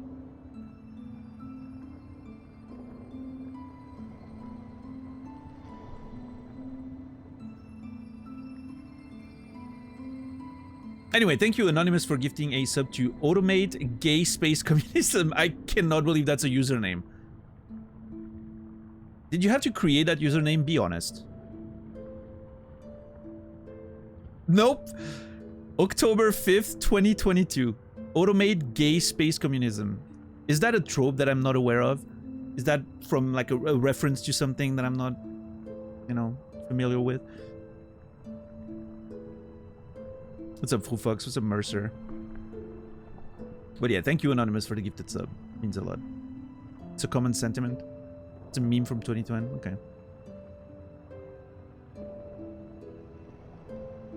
No, Fred, we always played at least a little bit, I think. Unless the stream was meant to be just a Just Chatting stream, which I have like 2 of, I think. I had a couple of streams that were just Chatting in my darkest moments of depression.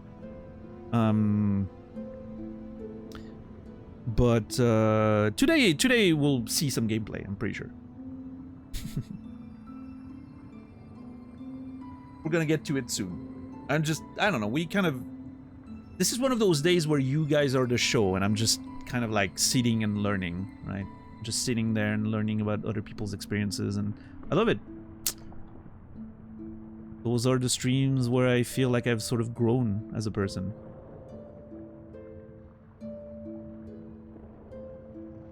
I get called out on my bullshit and educated on things that I have no knowledge of.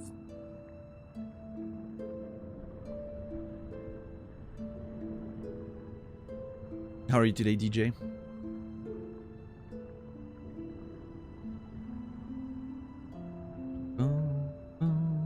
It's an interesting thing listening to the stream in the background while writing for a fucking CV for Corpse. Well, and such is the dystopian world we live in, X, where it seems like most people are aware that change is needed, but we're all still sort of pedaling for the machine, you know? Because we don't... It's so hard to just get out of it, I guess. If you stop feeding the machine, you get thrown to the side and you suffer very quickly.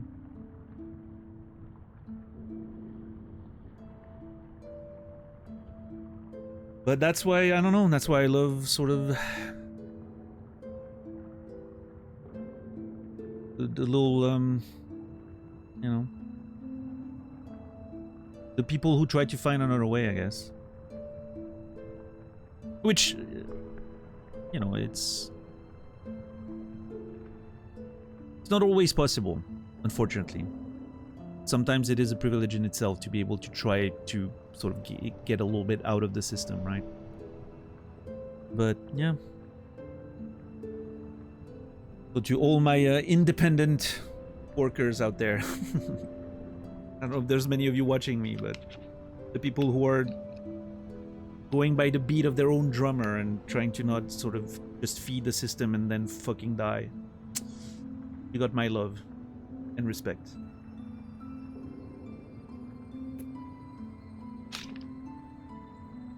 Because it is not an easy way.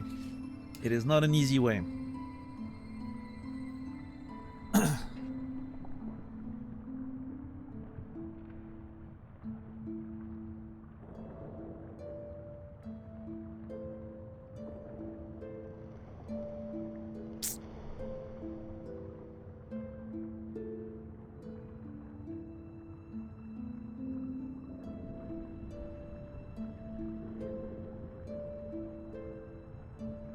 So stupid because I know the CV won't work even if it's good.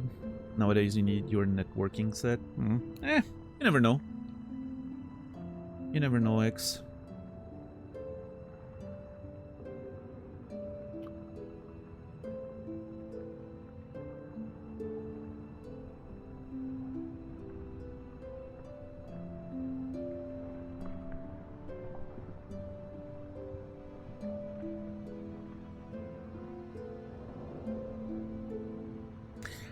You don't know the DJ, the devs of Hollow Knight. Team Cherry is Australian.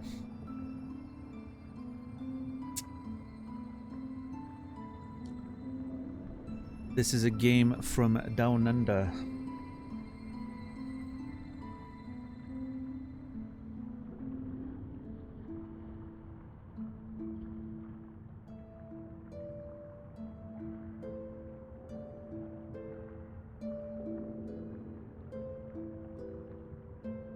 Conversations are this are important to keep the spark alive even if nothing comes of it just yet. Yeah, I mean, obviously awareness, you know, all that stuff is important. I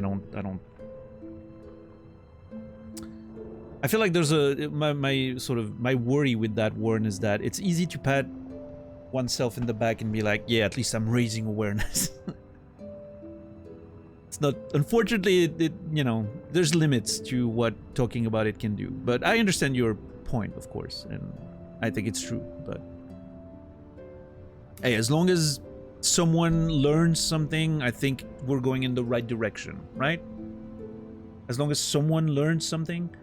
Today it's me. I've learned a bunch of things. Maybe some of you too. I don't know. For me, it's, you know, like just... like I said, just hearing someone else's perspective on something I feel I take for granted, right? It's like, well, maybe for you it's that simple. Here's my experience with it. That for me is always great. I love that.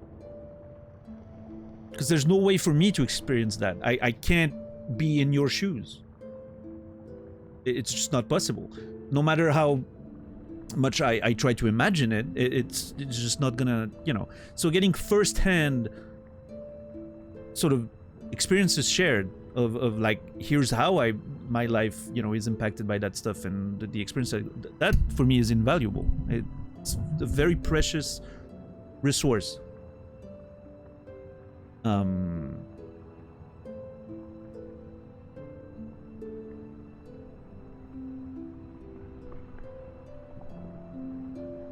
Because it's very easy to take things for granted.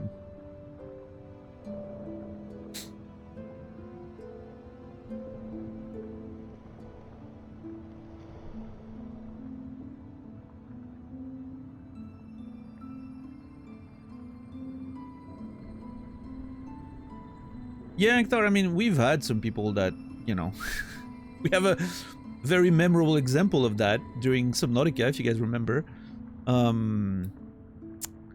Of someone who, during a conversation like this, much like this one, tried to make it about themselves and, you know,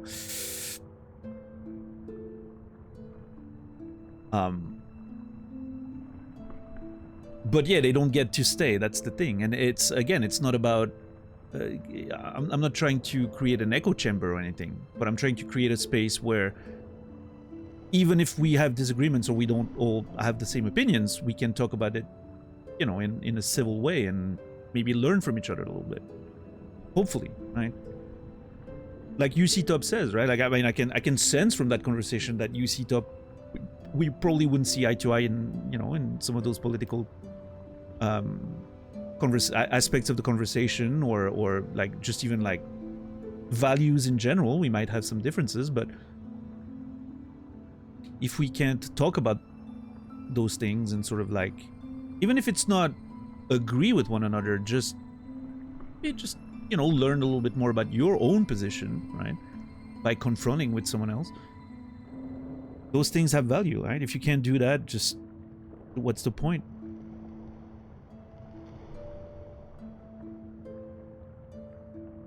Was that the same person who claimed Elon got rid of all the bots on Twitter? Yes.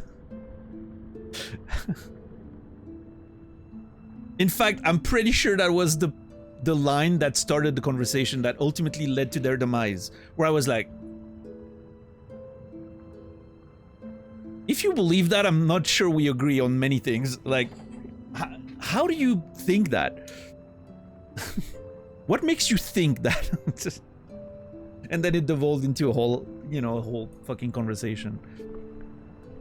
And I mean, it's not a very important thing, right? Like, who the fuck cares if fucking social media platforms covered in bots? Well, okay, hold on. There's consequences, like actual real consequences to that, because of propaganda and all that. But that's another conversation I don't want to get into. But, you know, it's a giant red flag, exactly. Like, your opinions are immediately difficult to trust if that's one you hold.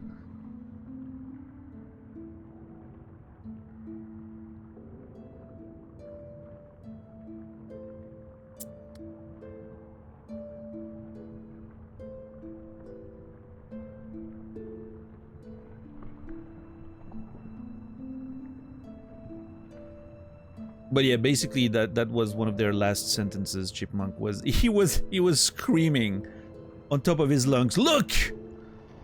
Look how my conservative beliefs are being oppressed!"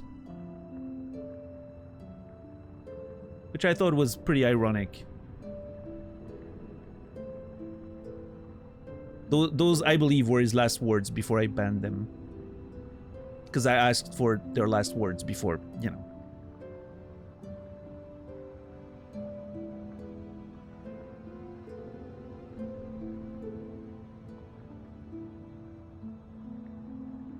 Europeans are difficult to trust. No, I'm European myself. Although, I mean, I guess we are difficult to trust because we're human. That sort of covers it.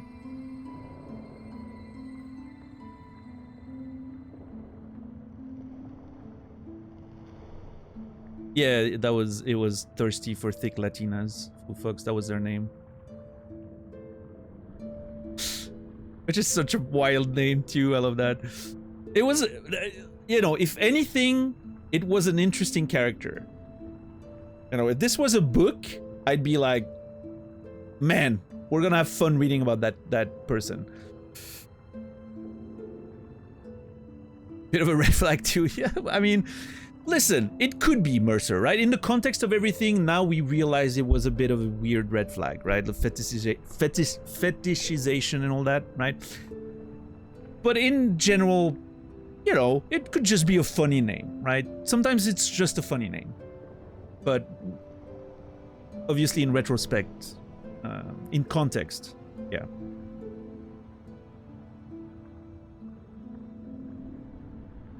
What's up, Fear Mage? How are you doing today?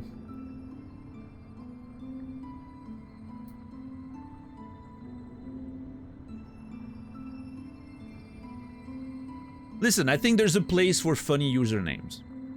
I think that's okay. That's definitely, you know, I'm not gonna judge someone on their funny username, even if it's a little bit out there, right?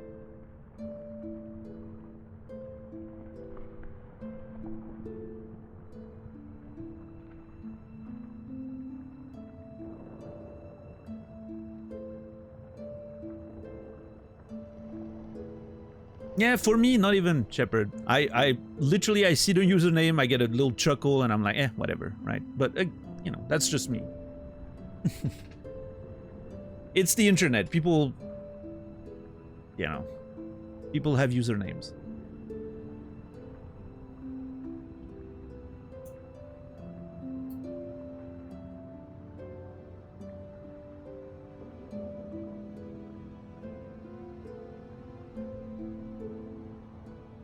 Hey, there's, you know, listen, there is merit in knowing what you like. And being upfront about it. I think there's merit there. Yes, Zia. You're right, the Chick-fil-A situation. Yes.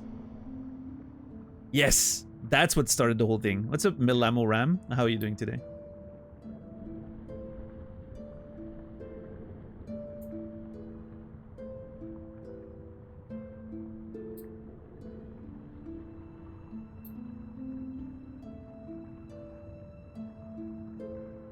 Yeah, it even like it bled out to Naz's channel and all that. That was a whole thing.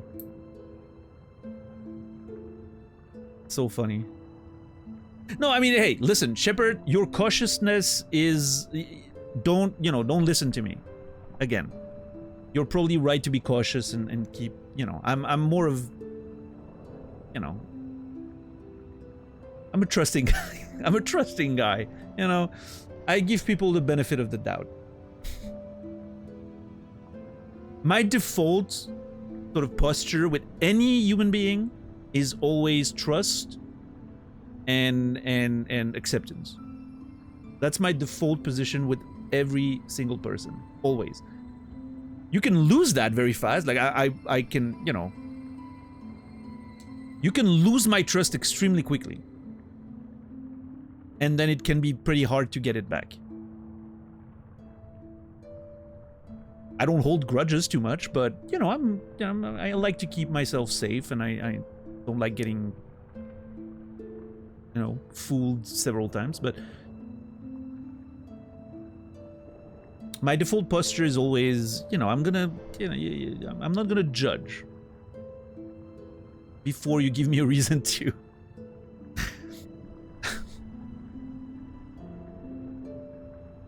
Hey, sometimes it goes very fast, you know. Sometimes it goes as fast as you read the username in Twitch chat, and the username's fine, and then there's a, you know, colon, and there's just a sentence that completely loses you all the grace you were given. It goes very fast sometimes, you know. Sometimes I regret not making a collection of the wildest shit I've seen in my chat, you know, like first messages or just things that I almost wish I collected all of it and made a book about it. You know, there's some books, like I know there was, I think it was in Switzerland or in France. It was a French book. but someone was a teacher. It might have been in France. Anyway, doesn't matter. They made like a collection of all the wild stuff that they've heard some of their students say. And I thought it was such a brilliant idea, because I was doing sort of the same thing when I was a teacher. I had my, at the time, Facebook account. And I feel old. And I would, I would post like some of the best one-liners my students would say, like some of the like really fun stuff they would sometimes, spew out. Because kids are funny, right? And so someone made a book about all the stuff they heard. It was a woman, I think, her career, like the stuff that she heard during her career. She made a book about it, like a collection, and it sold. It was a bestseller, and she made a whole bunch of money, and it secured her retirement, which I think is beautiful. What a beautiful thing to be able to sort of collect everything during your career, and then that becomes your retirement fund. But anyway. And, what's up, Vic? Trying to catch up on VODs? Well, today is going to be a quick one, because we have only talked so far. So you can skip the first 2 hours of today, Vic. And so I sometimes regret not doing the same thing with Twitch. Because, man, sometimes you read some stuff. Although I think the difference is that when it's children, you end up, like, chuckling and it's kind of cute. When it's grown-up, grown-ass human beings, it gets kind of sad. Maybe it's not as much fun. I don't know.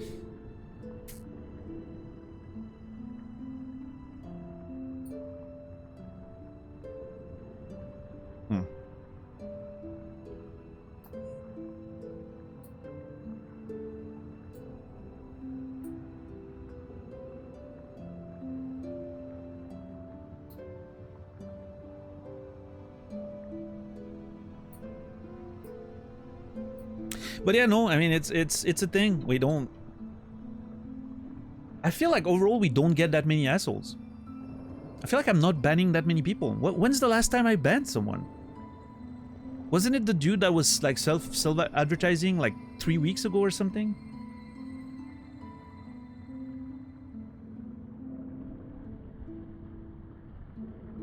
It's a good thing. Well, yeah, but... Listen. The content, yes. What about the fun I can have chewing someone alive and then banning them? See, my grandmother's looking at me right now. She's like, that is not the way I taught you.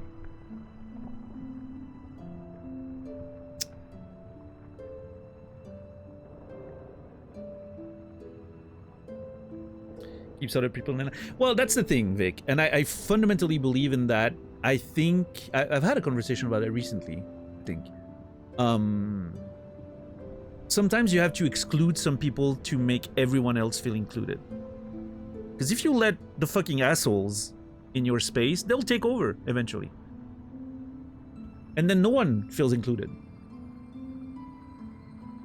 So you have to be able to exclude some people to make sure everyone else feels included. The tolerance paradox, exactly. Yeah, the fucking roulette, the roulette with UL, right? We never use it. God damn it. Yeah, the tolerance paradox or the Nazi bar anecdote, yeah.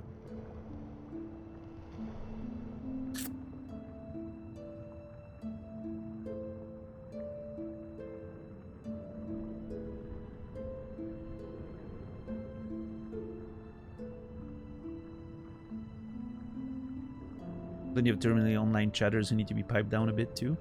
Yeah. I don't think we see too many of them here, hopefully. Maybe I'm unaware of them because I'm terminally online myself.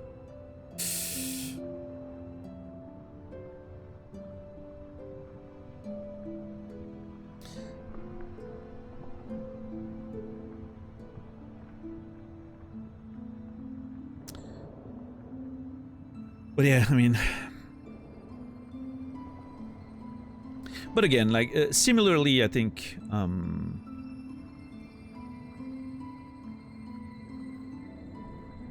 it is a bit of a privilege to be like, oh, I wish there were more idiots that I can make fun of and ban. because some people unfortunately don't get the luxury of not having too many of them.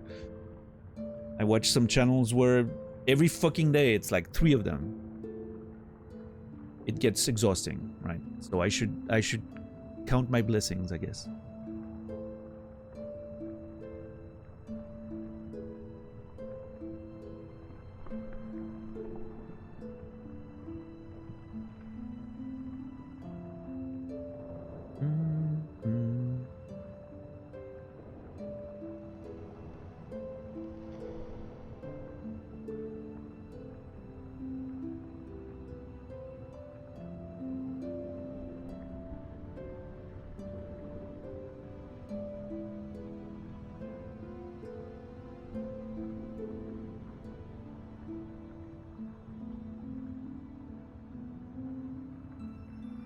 I think the bar thing is more an, you know, just an analogy to illustrate the concept, PJ. I don't think it's, you know.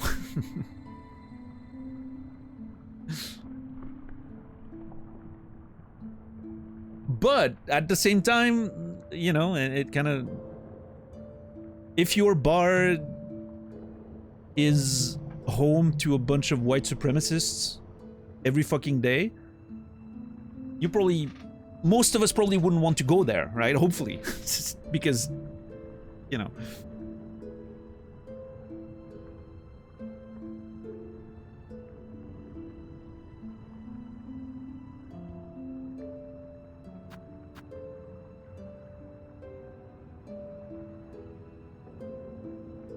Social contract is that they're not tolerant of us, we don't need to be tolerant of them. I think yeah, I mean, it's even more direct for me in that intolerance will always take over if you tolerate it. By definition of they do not give a shit about you, right? So they won't have your best interest in mind. They won't have your safety in mind. They won't have your, you know.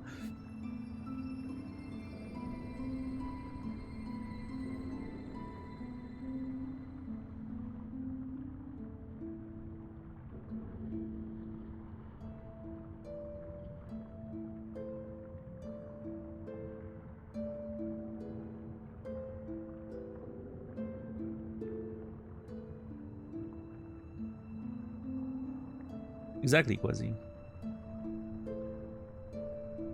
And it's fine. It's fine that every place is not for everyone, you know?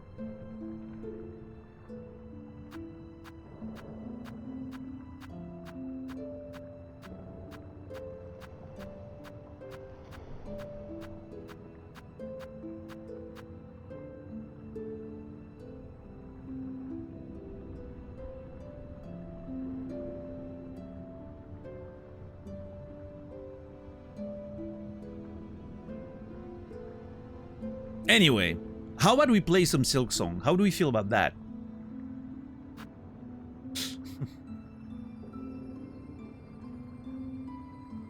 We've been talking for 2 hours. I feel like we should be playing a little bit of Silksong. I want to make at least some progress today. But yeah, as always, you know, I say that every time we have such conversations, but I appreciate you guys, you know, being able to talk about those topics and just everyone just, I don't know. There's no fight, there's no personal attacks. It's just nice. I like seeing that. We don't have to perfectly agree on everything. It's just nice to be able to have those conversations.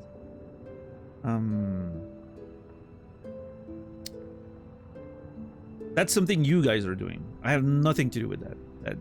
That is your power, and I am thankful for it.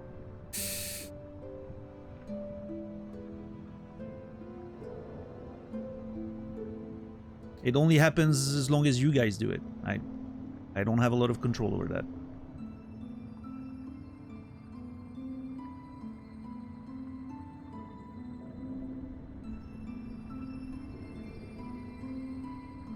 I'm not sure, X. Oh. We even had the community customary comedic gift subs. Yeah, I mean, one of them, yeah. Automate gay space communism.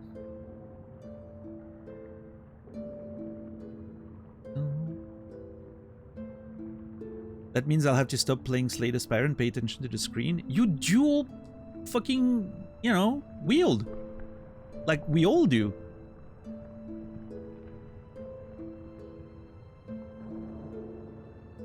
I rarely game without watching someone else on the side anymore. It just doesn't happen. Like these past few weeks I've been really into like extraction shooters, for which I need to like mute the streams that I have on the side while I'm in a raid, right? Because you need to be able to hear all the little sounds and everything.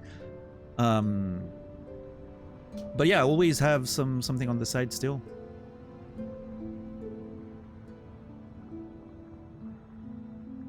Well, thank you, Cole. You know, I'm glad you think so. I just think... I don't think it's something that happens intentionally. Well, I mean, I don't know. Does it? I do like the idea of sort of... I've always used the term like curating, right? The space and the community and the stream. That's part of the whole effort of that. But at the end of the day, I just think I just exist. Everyone who decides to stay here and spend time here, that's your... I have no influence on that. That's your own choice.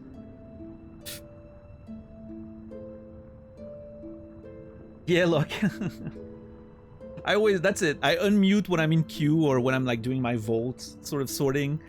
And then as soon as I get in queue, I keep watching, and you can tell that your queue is about to end because like the cancel button disappears. I don't know if you noticed that at the bottom left. You have the cancel queue button that disappears when you're actually like getting matched. So that's when I mute and then I get in the zone, you know, focus. I've had some pretty good runs recently on Marathon. It's I'm starting to have a good sort of knowledge about the maps and everything. I mean, at least the first two maps. I haven't been on Outposts very much. That map is very scary, but I don't have that many quests there yet. So I'm mostly doing stuff on Dire March and Perimeter, but yeah, I'm having a lot of fun with it. I also like doing Rook runs when I'm sort of like... If I get frustrated because I have a bad death or something, I just go on Rook and I just ruin people's day. I ruin people's day with my fucking claymores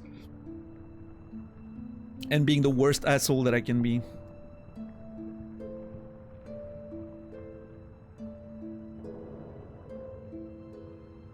Yeah, no, Marathon is really good. I really hope the game lives for a while. That's true, yeah, Rook queues are instant because you go in games that already exist. That's a big benefit. I've also been playing a lot of Tarkov with my buddy Poultrygeist, with whom I played Tarkov during the pandemic for about 2,000 hours. So we've been back at it in PvE. We're having a lot of fun. It's just, you know, kind of just shooting the shit and shooting scavs. Trying not to die. It's been great. And I've still been playing a bit of Arc Raiders too. I've been so much into Marathon lately. I haven't played that much Arc Raiders, but yeah, Arc Raiders cool. I like it. The world's so interesting to explore.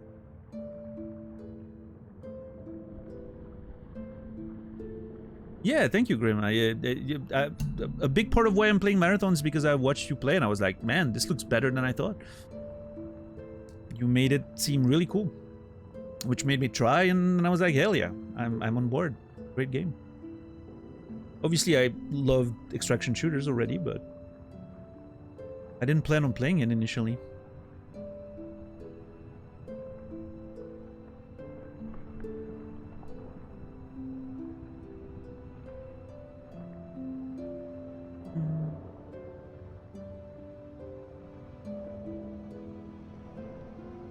Yeah, of course, Quasi. Yeah.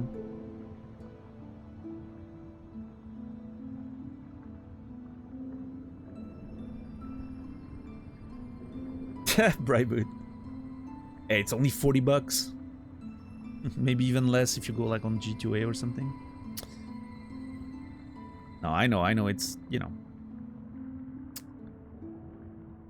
Any spending is something to think about these days, huh?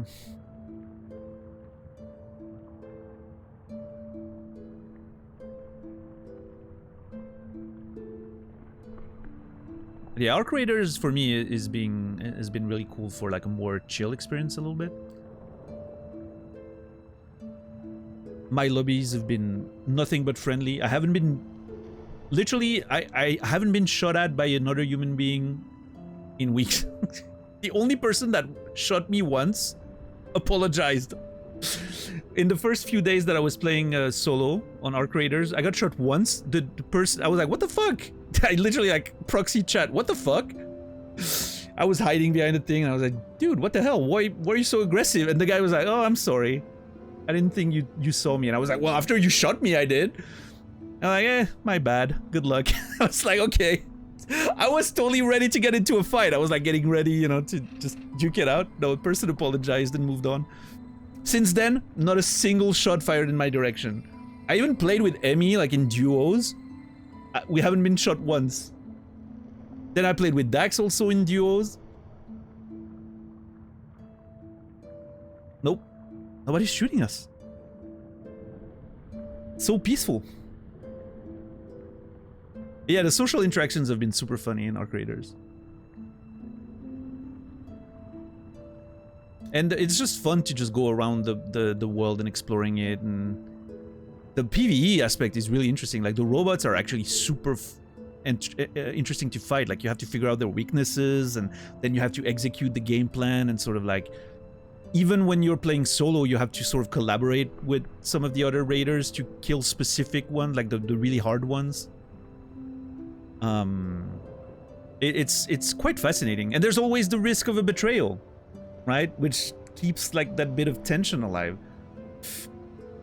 It has aggression-based matchmaking, yes. Meaning if you're peaceful yourself, you're very likely to be matched with peaceful people, and if you're looking for PvP, you're gonna get PvP lobbies, which, you know, I don't think I would want that in every extraction shooter, because I think it's nice that some games are a little more PvP oriented, like Marathon and Tarkov and all that, but for a more chill experience like Arc Raider, I'm glad Arc Raider exists. I'll say that. I couldn't play only that as an extraction shooter because I like the PvP aspect too much to completely never have it, but to have one game that sort of allows me to sort of just explore the world and go out, gather resources, shoot some, you know, robots with randoms, and I like it. It's nice to have that option too. I'm hoping for a bit more variety. And you have to be careful not to shoot other people. Yeah, that's an aspect that some people don't consider when talking about the PvE in Arc Raiders. Even on friendly lobbies, you have to think about the damage you could cause to others.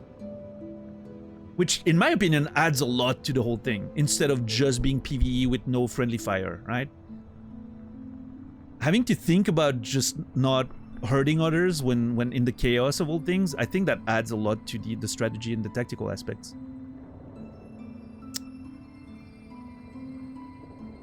Yeah, luck. I mean, I think Marathon, as it stands now, it's the beginning, right? It's one of those live service games that's gonna keep evolving and hopefully keep evolving, new maps, new enemies, yada yada. So I think there's quite a few enemy types already. I mean, there's not, you know, there's only a handful of maps so far, but there's already like 5, 6 different basic type enemies. Recruits, grenadiers, the stealth ones, the big shield ones, and then you have the commander versions, you have the turrets, you have the... probably some that I haven't even seen yet, because I haven't been to Outpost very much, and obviously I haven't been to Cryo, but...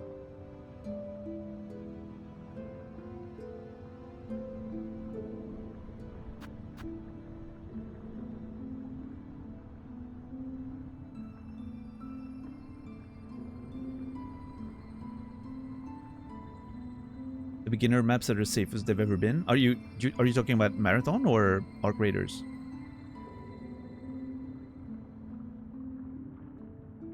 Marathon? I'm seeing a lot of, you know, I don't feel that safe even on perimeter when I'm doing my quests and stuff. Like, I have to stay on my toes. It is level-based matchmaking, right? So that's, you're gonna be with people that are around your level. And there's always reasons to, I mean, I'm not very high level myself, so. Now that ranked and cryo are up all the time? Have I missed the announcement?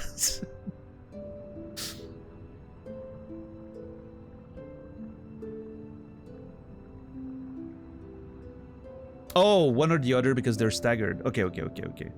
Oh no, yeah, I know Creo came out. It was just the up 100% of the time that they were at the same time before. Now they're staggered, so there's always something. There's always either ranked or cryo available. Yeah. Yeah, cryo's. I'm nowhere near being able to go there. Also, I don't know if I would want to go to cryo with Phil matchmaking, right? I would need to have a crew, right? If I wanted to go there. People you actually can work with and sort of strategize and know how they play, and yeah. Yeah, I wouldn't want to go Phil's on cryo, but I'm okay not playing it for now. Maybe one day they make it solo. Maybe one day I get, you know, I get a crew going. I don't know.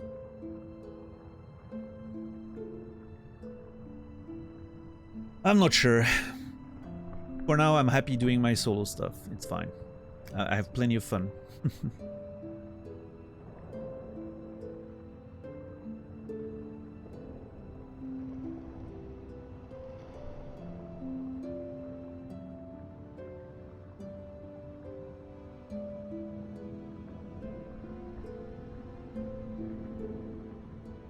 But yeah, we'll see. We'll see. We'll see where all of this goes.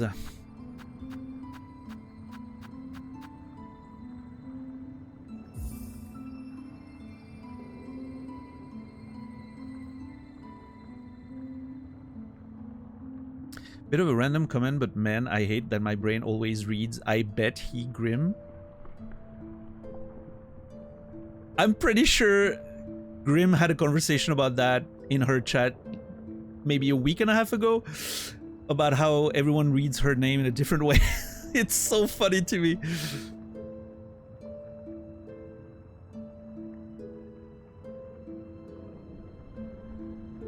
Well, to be fair, I beat a Grim is kind of grammatically incorrect, so she can only blame herself.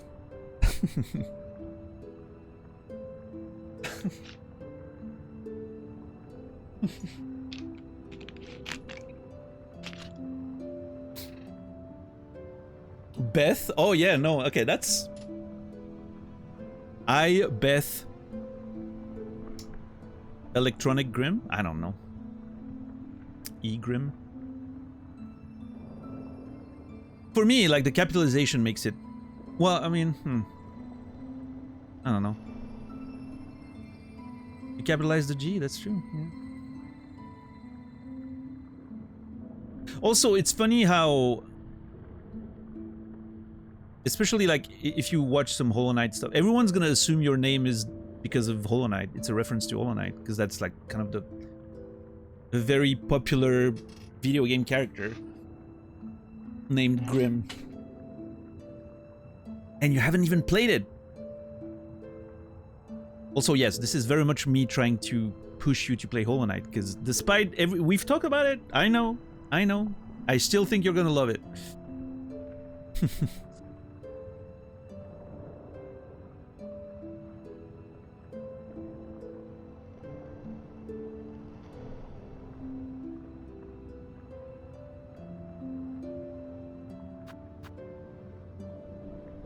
Yeah, exactly, Bryboot. I agree.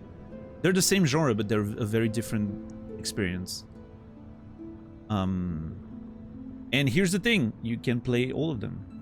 Well, I mean, time, you know, if you have enough time. Like, there's no reason. I hate the tribal shit of, like, the Arc Raiders, fanboys being mad at Marathon and the other way around. Like, people arguing about which one's... Come on, it's just fucking video games. Just enjoy both of them if you want. And it doesn't have to be a competition. I'm sure I will. I was against it before, but I'm warming up to it every day. I will learn to platform, or at least do my best trying. Hey, that's nothing more you can do. Also, I've seen you play platform-ish games. You'll do just fine. If you can learn to play the Souls games the way you have, you can learn anything. It doesn't matter what you actually need to do in the game. Now, if you like it or not, that's completely different things. But the learning will happen. The performance will happen. You will get good at it. That is not something I'm worried about.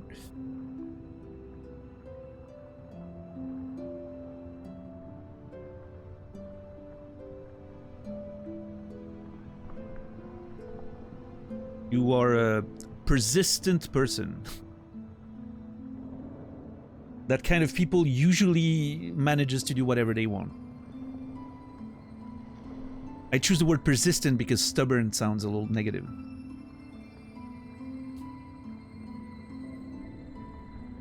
Yeah, Log, for sure, for sure.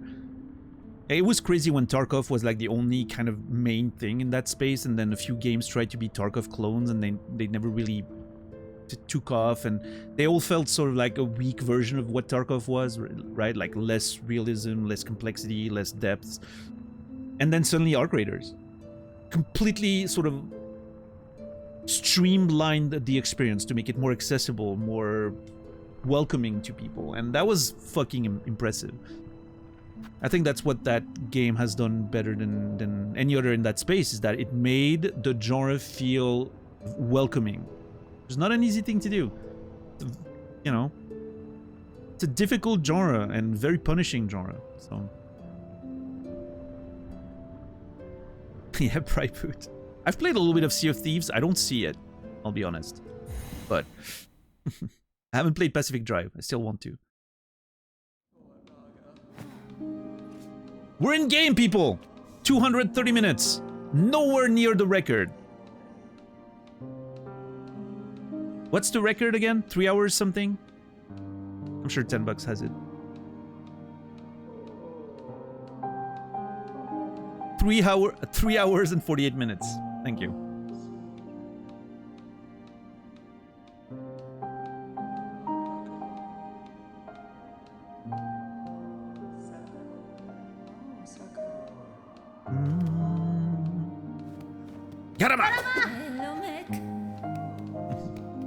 All right, what were we supposed to do today?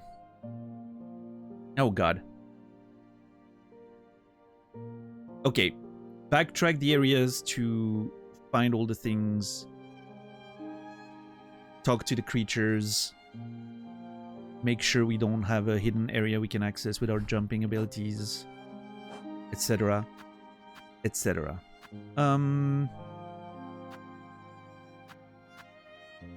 Retrieve pale oil from the Citadel. Okay, well, I haven't even been there, so that's gonna be... Tip was last seen in Shellwood. Halfway home in Greymore. Okay. Cool. Wait, I need to turn that in. Bone Bottom Wish Wall. Crown Fragment deposited. The Terrible Tyrant. Wish granted. What do we get? A heavy rosary necklace. How much is that? 220. Okay, cool.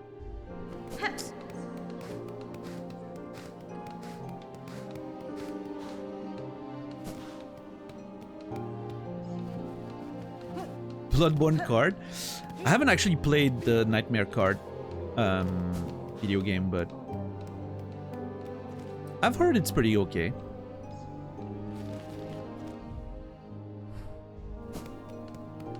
Alright, let's get up here a little bit.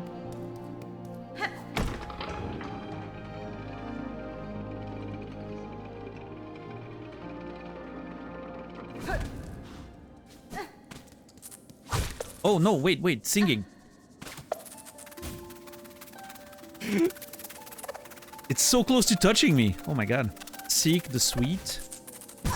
Or the hatchling. Okay. So it wants to get some flowers thing. Nectar or whatever. Cool. Noted.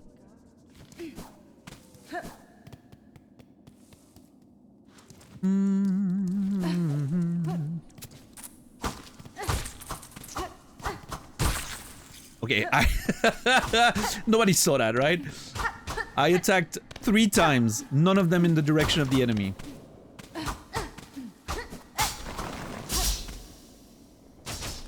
I almost forget about that. Ah!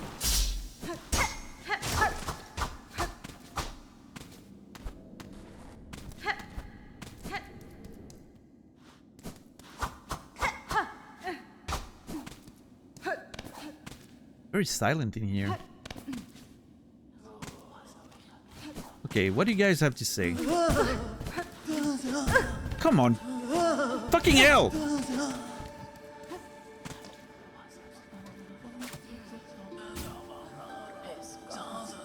The path, the holy path.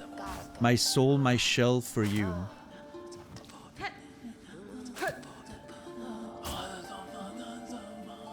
We will climb forever. Am I worthy? Raise my shell, pull me closer. Raise my shell, pull me closer? Freaking metalcore lyrics for the residents of Farloom right there.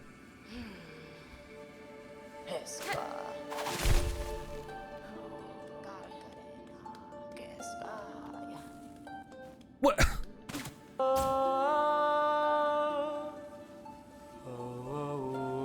There is no pain. No... Why do they stop? I've had that thing recently where they stop singing. Not some enemies didn't do that at first.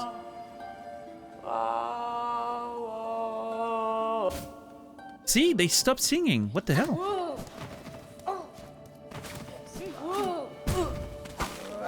Ugh!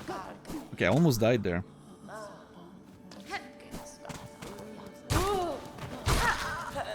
Gotta tighten up a little bit until I can heal.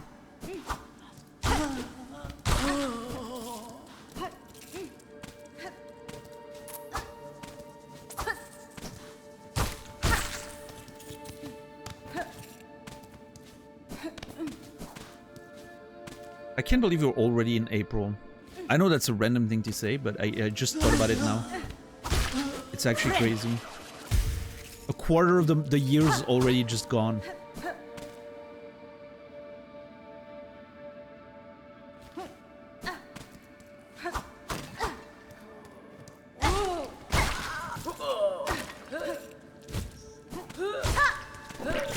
Okay.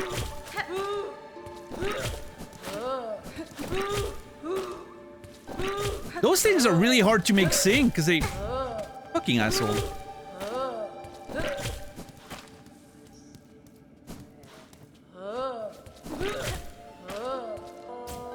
There we go. Safe in damp and dim. Caves all green. Safe in damp and dim. Okay. What's up, Juspo? Yeah, I've seen that cover a couple of weeks ago, actually.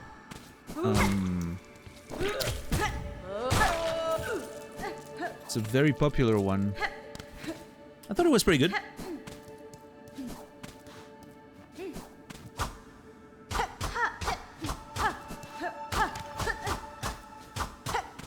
My only issue with it, and you know, not taking anything away from the... She's an incredibly impressive vocalist. I thought the video though is a little bit too like the sound is a little overproduced on her voice, which I think kind of takes away from the performance a little bit.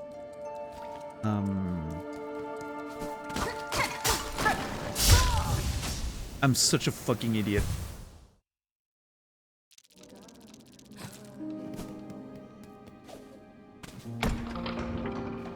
Like, I would love to hear her perform like a little bit more raw, right? Like without as much production on it. I think it's a little bit too overwhelming.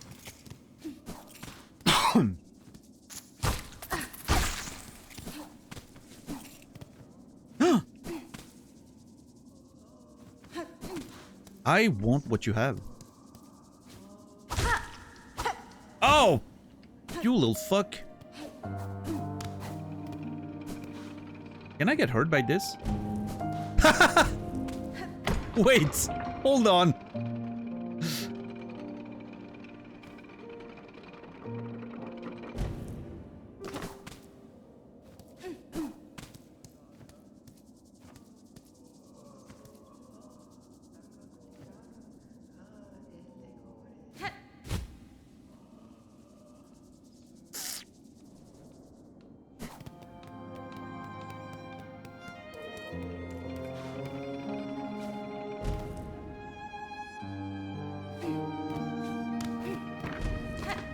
I was fully expecting to get crushed, by the way. Which, imagine if it had killed me. Imagine if it kills you in one hit. I'm taking the risk with thousands of my beads out there. What's happening to me? I'm being very not careful. Yeah, Mossberry. We need to go to the druid. I don't remember where he is. Where's that fucking druid again? Is he in that little hut here? Hold on, I have a note. Druid! Yes. Perfect. We gotta go see him. See what we can get from those berries.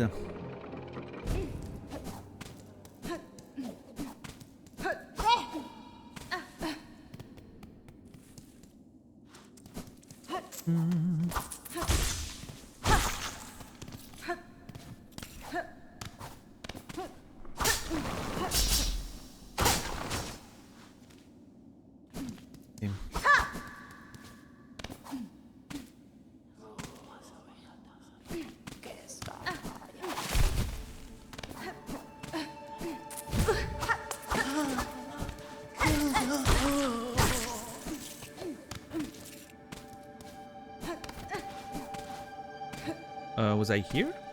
Yeah.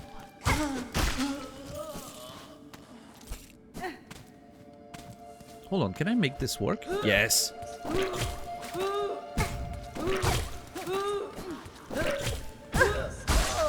Fuck you.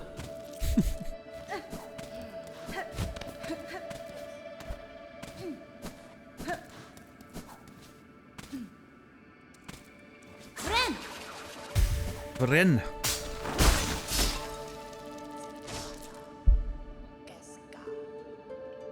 I almost forgot about that trap again. Even though that's what killed me. What did I think? Why did I think I died?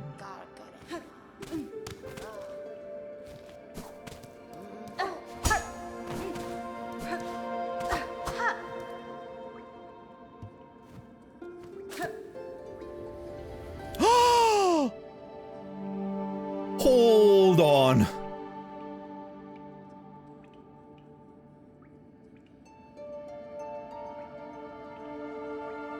By grace you warded, by thread you healed. For your favor eternal we offer our song.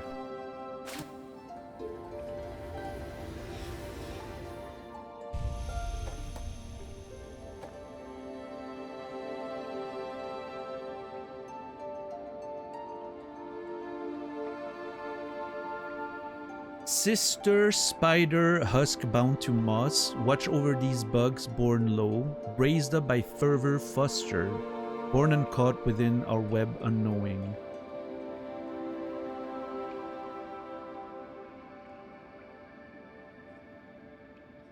Huh.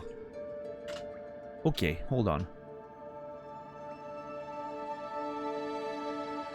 How do I even take a note of that?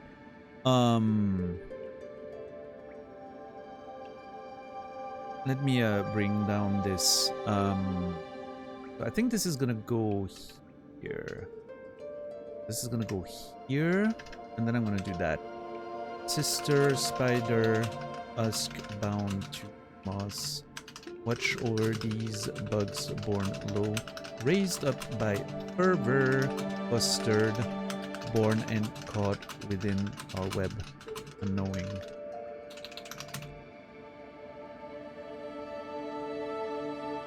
Okay, so I need to go to every one of those locations and play some music. Clearly.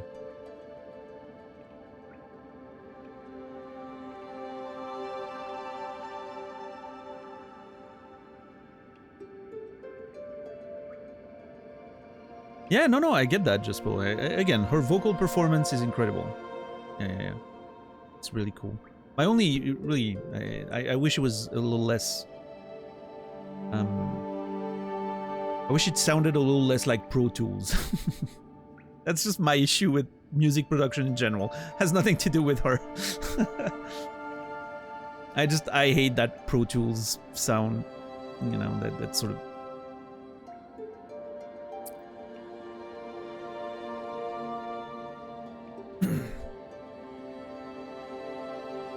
What happened? I removed the... I played the music in front of the thing there, and it removed the panel that was on top of this, and now we have more text.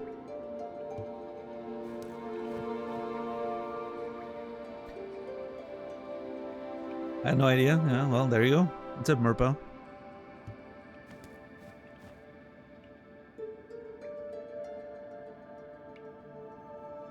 Finding some secret lore. We are.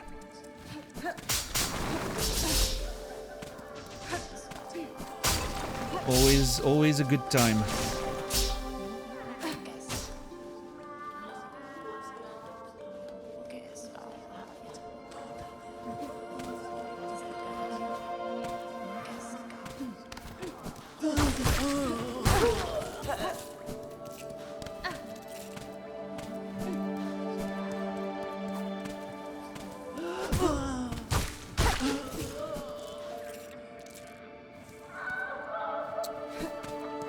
Yeah, Nibiru, for me, you know, I don't mind production in general.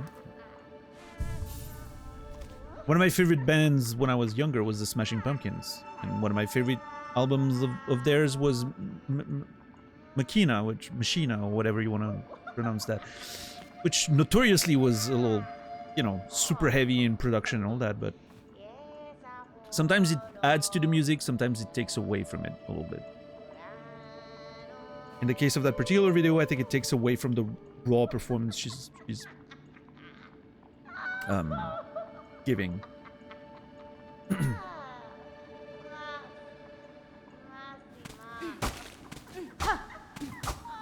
But, you know, subjective nonsense, right?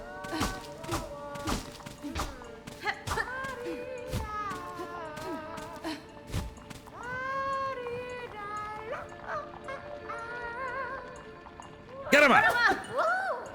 Alright, let's sing.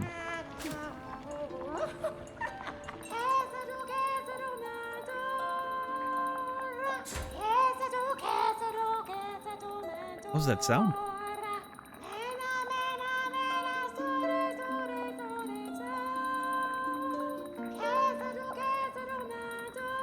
The world's rhythms. In branches and fields.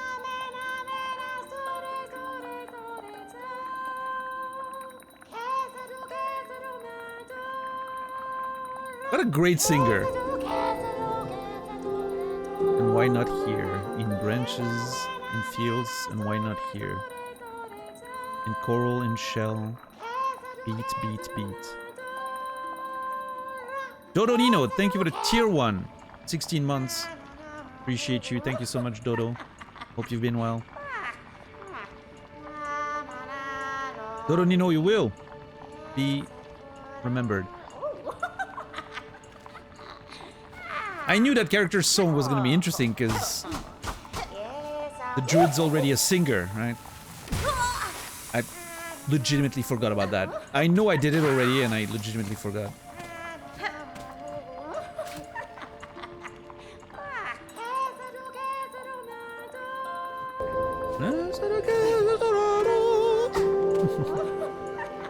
Sorry for that. X, thank you for the Prime Gaming 39 months.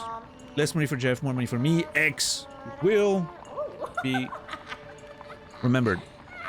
Thank you. When are you changing your name, X? So I don't have to avoid saying the full name.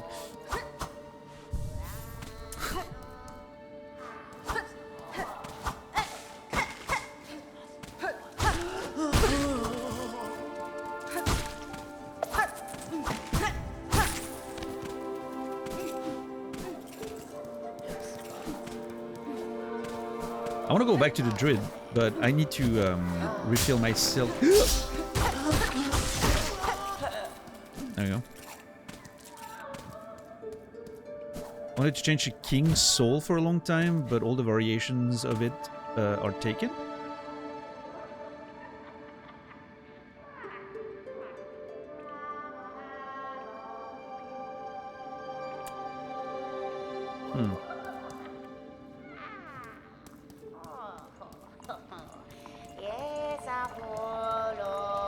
I suck.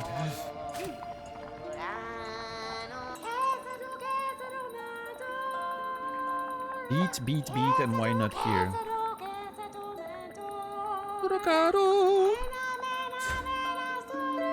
Ah, that's the sound I heard, is when you lose your, Yeah. Spool? Is that the name?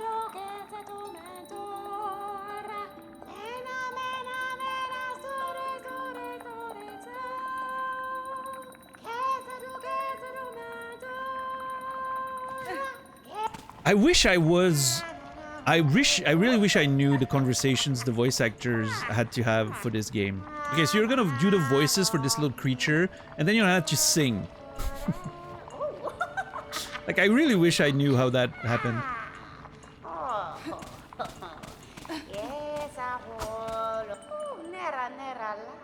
You carry a sweet, precious smell with you. A fruit.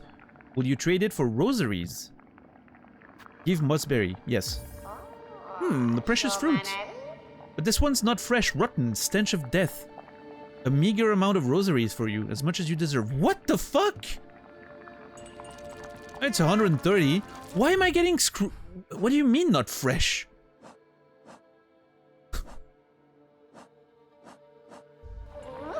One of them was just... I just got the kill, right? So maybe one of them was old. Let's see. The precious fruit, and oh, such fruit, perfectly ripe, perfectly fragrant, perfectly round. Take what you have earned. Much rosaries. Well, that's not even like a 50% increase. I feel like, I don't know. Listen, if you pay $6 for a fresh apple, I don't think you pay $4 for a rotten apple.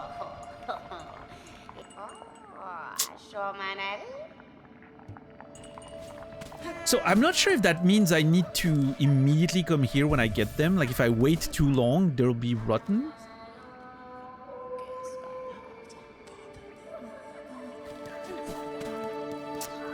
Huh. That's an interesting thought.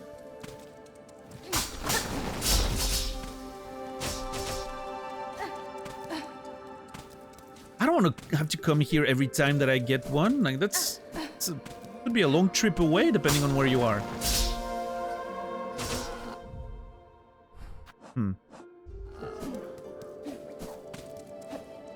Oh. Okay. Pretty sure I can do this.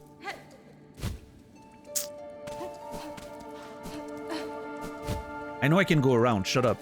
I want to do it here.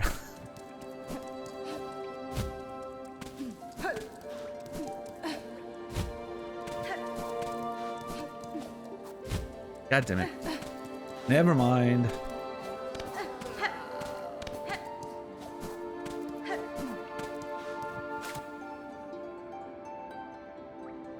Nope. Nothing here. Okay. So it's only at the bottom of those spires. Cool.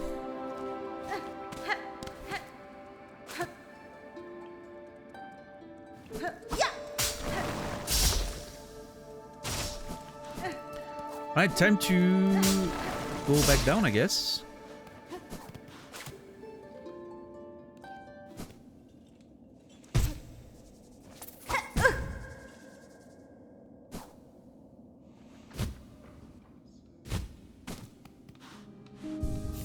And now, Moss Home's pretty much done.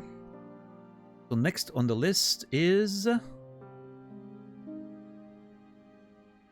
Deep Rocks. Which should be interesting because I'm pretty sure we can go here. And then Hunter's March, Far Fields. Yep. I am dancing on my chair though. I'm gonna have to take a very short break because I need to relieve myself. I'm sorry. Usually I never take breaks. I rarely have to do it. I don't know why suddenly it's happening today. I don't know. I'll be right back. I'll be gone for a couple minutes. I'm gonna let you guys enjoy the music of Bone Bottom. Thank you for being here. I'll be right back. Don't go anywhere. Enjoy yourselves, but not too much.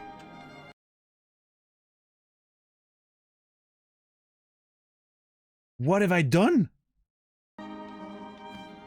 I so rarely take breaks, I don't even know what buttons I need to press anymore.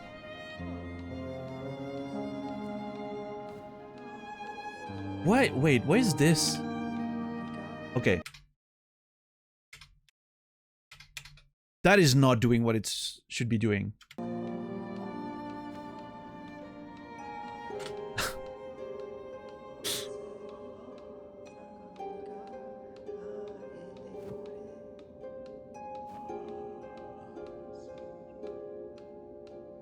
Is it this? No.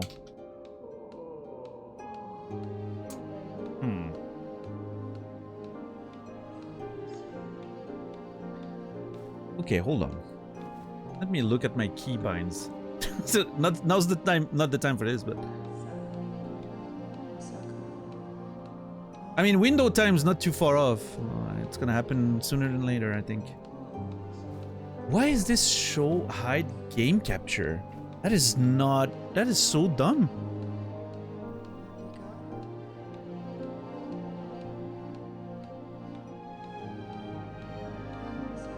Nine. Okay. Okay.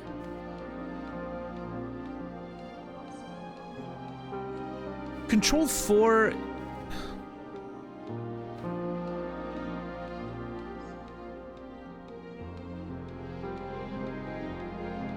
Okay. Control 7's the mic gets muted. Yep.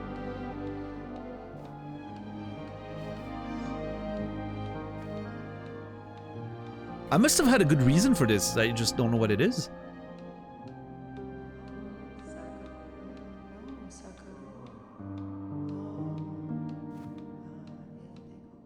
Clear. Yeah.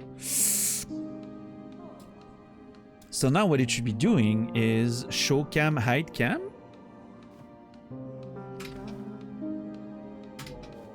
Apply. Let's see. Oh! Alright. That's what it's supposed to do. Anyway, I'll be right back. Don't go anywhere. Thank you for your patience with me today. I know, I'm a mess. Today I'm a mess. I said it at the beginning of the stream. I'm a mess today. I don't know what's going on. My brain's not cooperating today. I'm doing what I can. Thank you for being understanding. I'll be right back.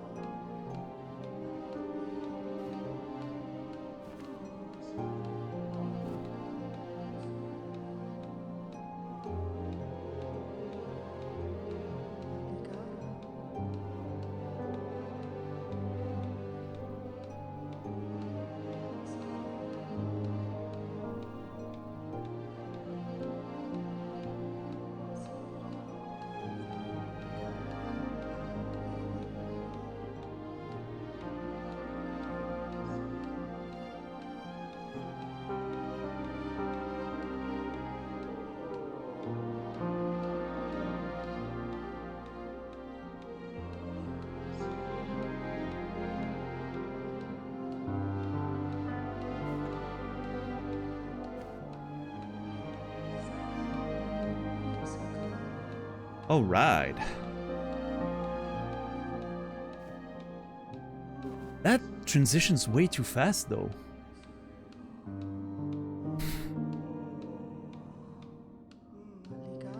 I don't know. Doesn't matter.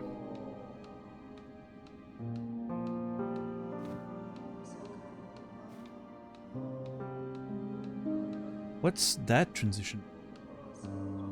150 ms?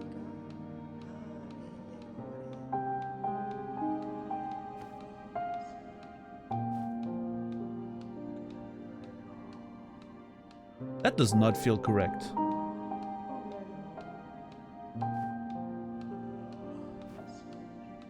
Sorry, I'm experimenting. I mean, I guess it is? But then, how is that one the same time? Well, I mean, actually, it's pretty fast. Huh. This one needs to be longer.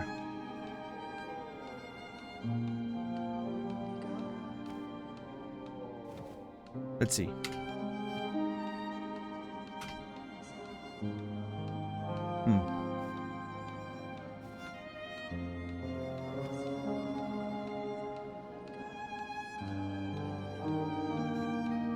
The short transition can be longer, and the high transition can be shorter.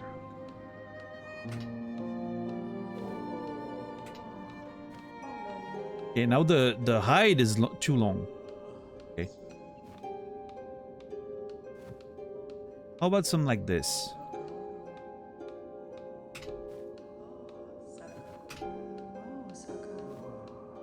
That's better. All right.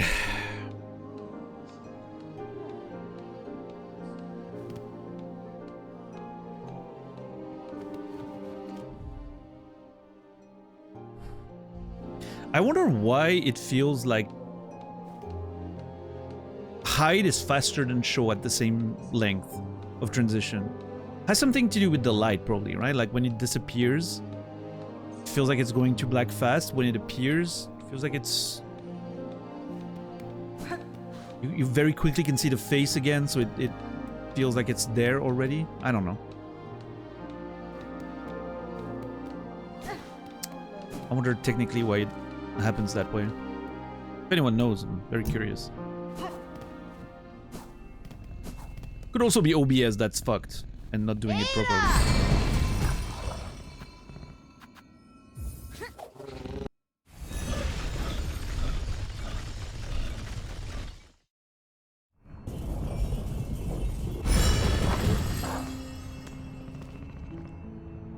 All right, let's see.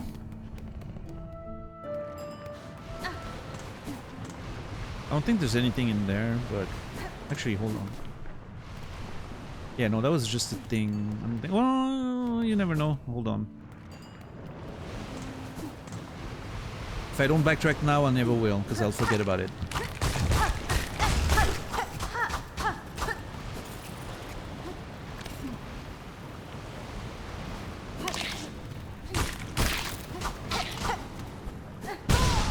That was stupid.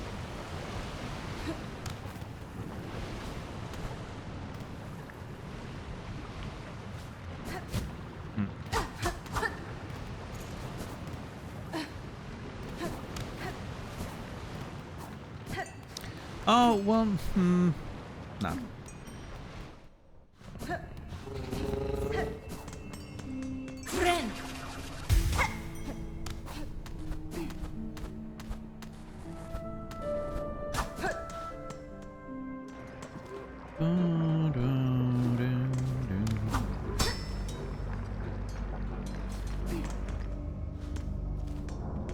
How do I... It's gonna be hard to be structured here.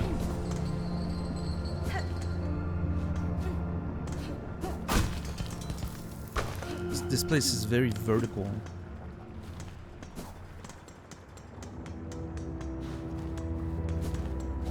I'm not exactly sure I'm gonna deal with that.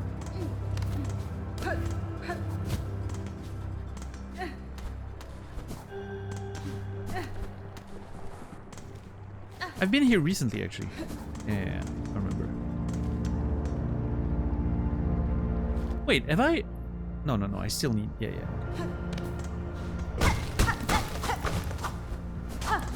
Telling you, I shouldn't have streamed today. I hesitated when it was time. I was like, I don't know if I should stream today. My brain's just not feeling great. I can feel like I'm not on, you know, I'm not on my game, as they say. I think I should have skipped today probably, but too late now. I'm here.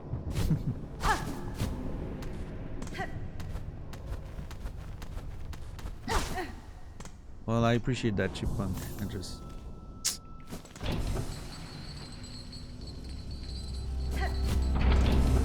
one of those days, you know.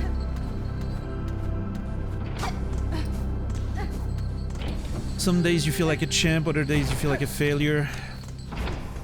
Some days you feel a little bit in between. Today I am very much on the side of failure. I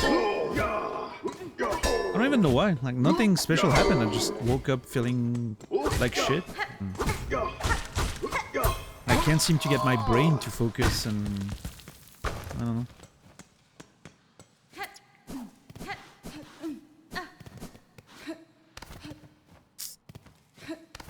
I don't know why it's doing that.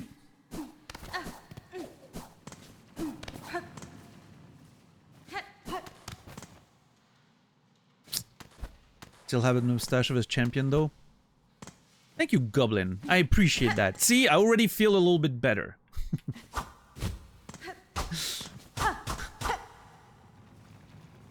Thank you.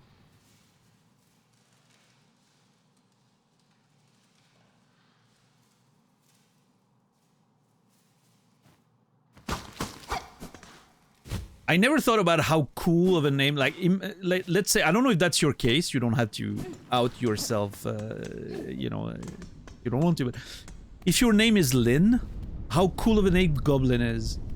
Like, that's a banging name if your name's actually Lynn.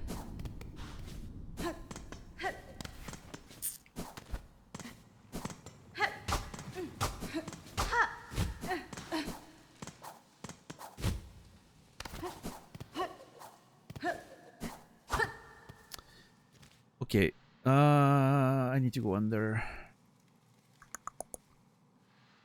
I'm gonna go right first, then come down, then go all the way there. Oh my god. Sing! You little shit. Thank you, Anonymous, for gifting a sub to Mustached Man. Thank you so much. I appreciate you. Okay, what I need to do here is kill one.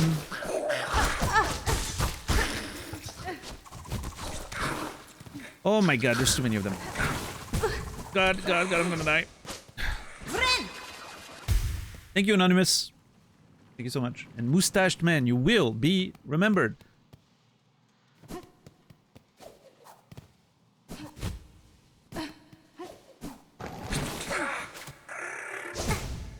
How do I get this fucker to chill for a sec?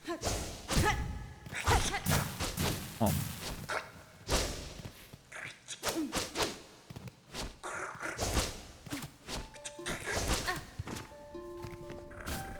Whew, got him. These lands always ours. Strength from her. Strength for her.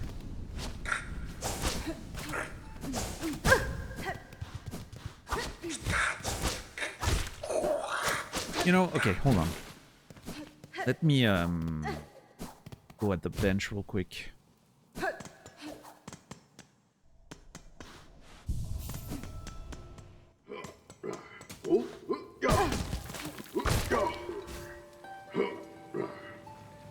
He's not singing. What the hell?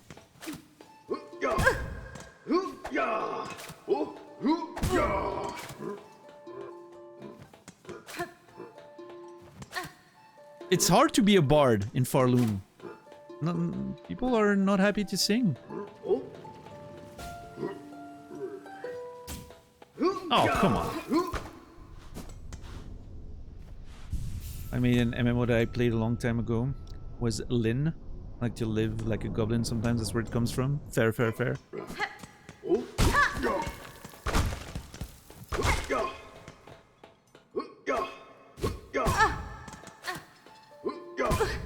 come on. Dude, just fucking hell.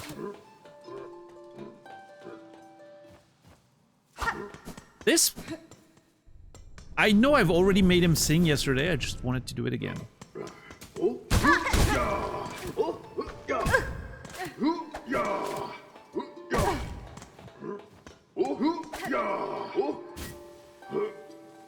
He's not singing!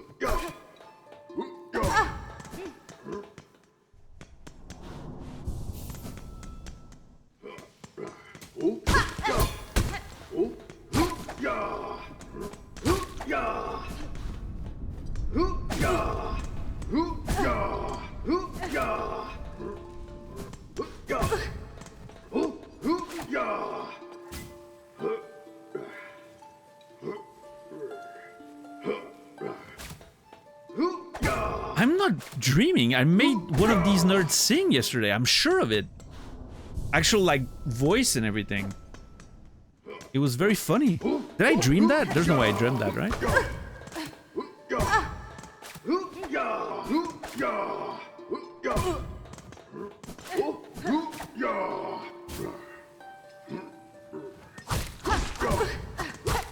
I mean, that guy's a little bit special. He's Fernando. He's the one we've used as the lab to practice our moves since the beginning of the game. Maybe he's just that mad. He doesn't want to sing anymore. He's just annoyed that we've killed him over and over again.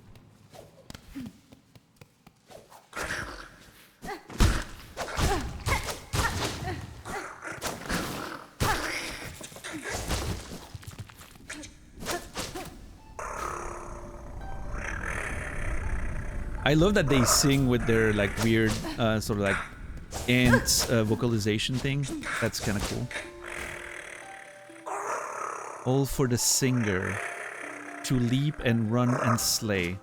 No nest, no home. Okay, so it seems like enemies do require a little bit more work to make them sing. Like you only get a little bit each time. Strike hard, strike lethal. Is this still her song?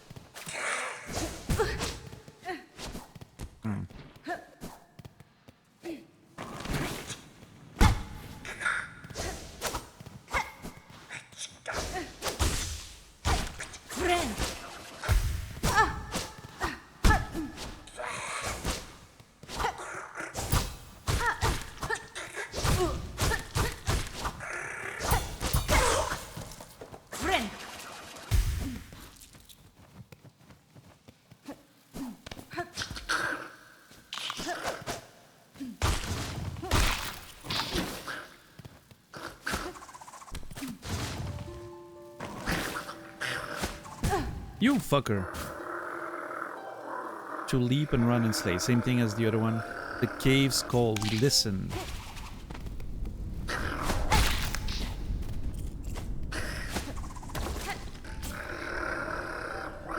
Strength from her, strength for her. Strike hard, strike lethal. Yeah.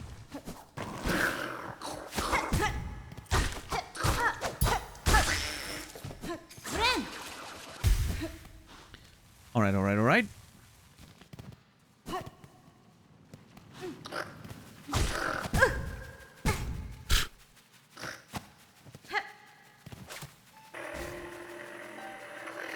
Find it, take it. Strong together, strong forever. No! I deserve that. I deserve that.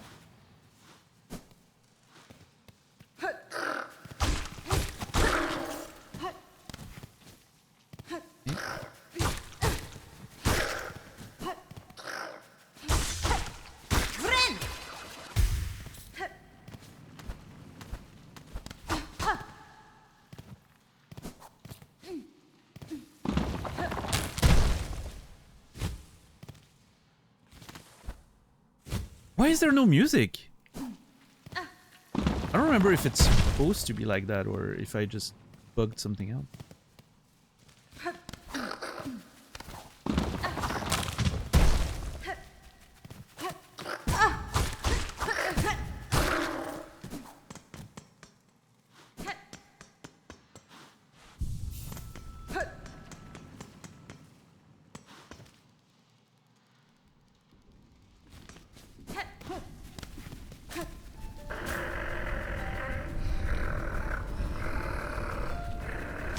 Yep, same kind of stuff. There's always a mention of a sort of her figure, which could be a divinity of some kind. I'm not sure if it's the same for all of these characters, but...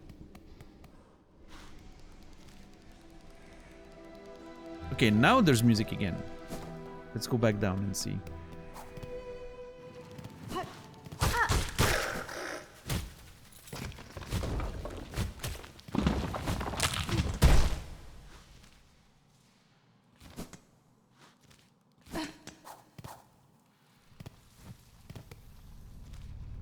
There it is. Now there's music again. I don't know if it's just that area up here that never has music or if it was bugged, but that was really weird, right? It was so silent.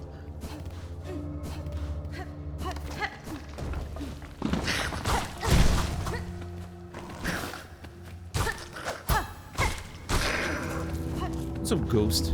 I wouldn't call myself a Wanderer main. I'm just currently playing the Wanderer. Because I love the attack speed. It's very satisfying. I do have interests in the Reaper. There's a few tricks that I really like with it. Yeah, I don't know. I mean, I'm playing whatever feels good at any point. Right now it's the Wanderer. That might change. I'm not sure.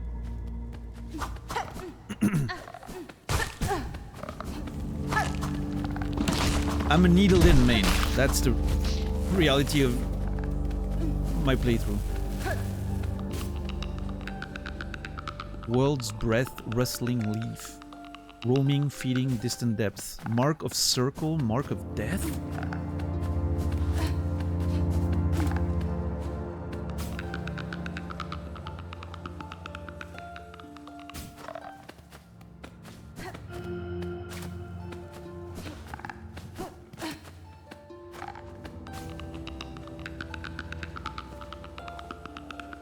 Hard bone beneath.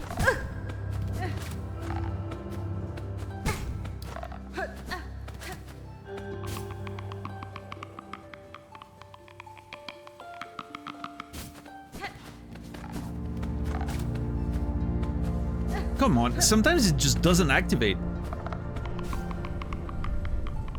Mark of circle, mark of death. That's a weird line. Friend.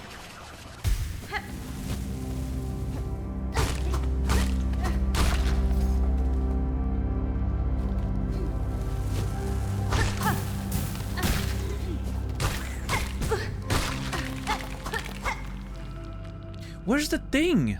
Hold on.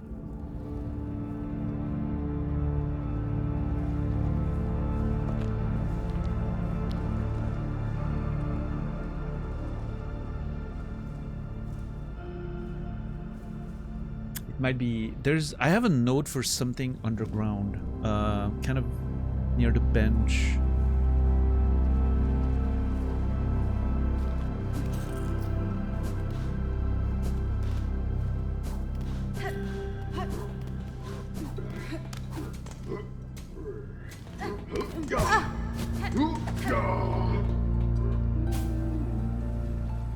See, this one sings. It's just Fernando's an asshole. Just the one guy outside of the bench did not want to sing for us.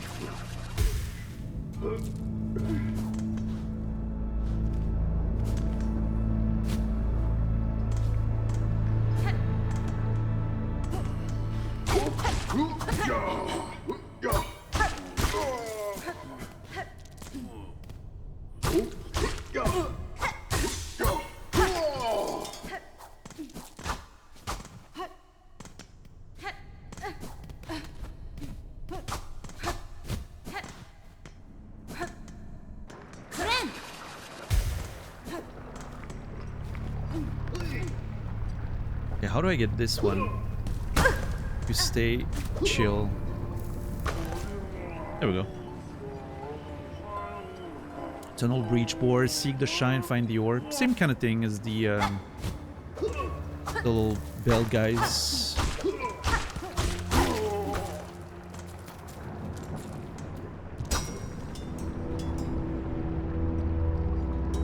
Okay. Now right and down.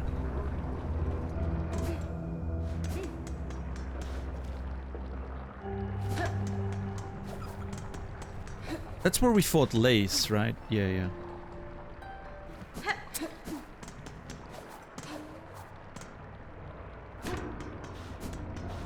Let's go to the Forge Daughter.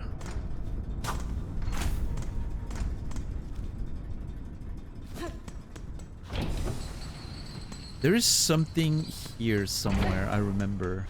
Was it here? Yes, it was in there.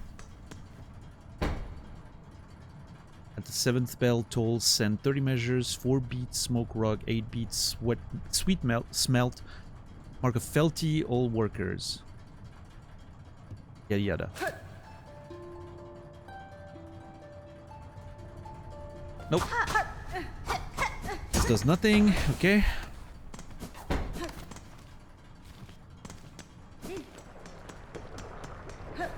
There should be a closed door in that direction.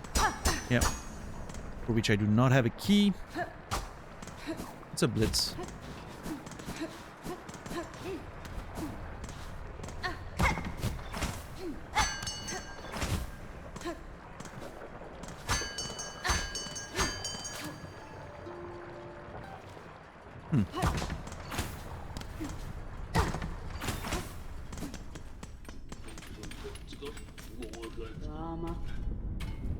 Some shards. What's this guy's name again? Ballo. Yeah. I'm gonna make you sing, Ballo.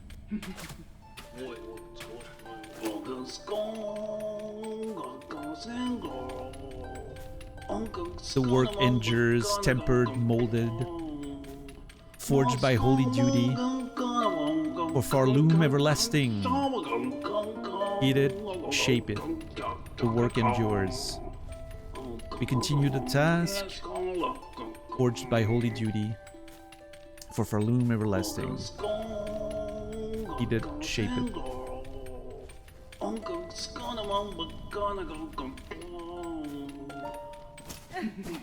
Okay. Gonna have to make the Forge Daughter sing as well, but I would like a little bit more silk to do that. Let's try to find some. Been writing lately? No, not too much.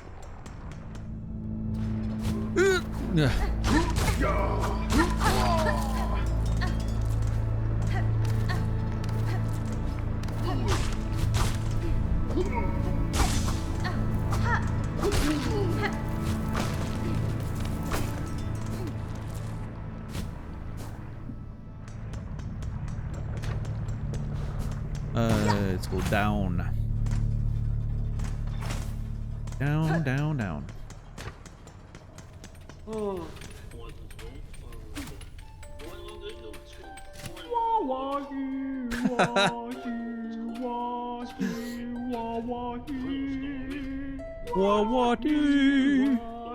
Same lyrics, but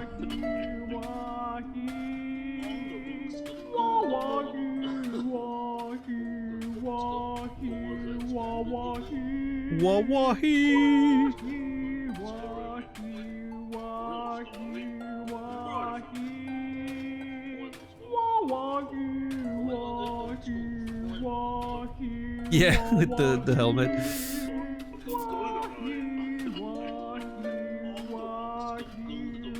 This is so funny with the other guy making his little like working sounds and all that. What a duo those two.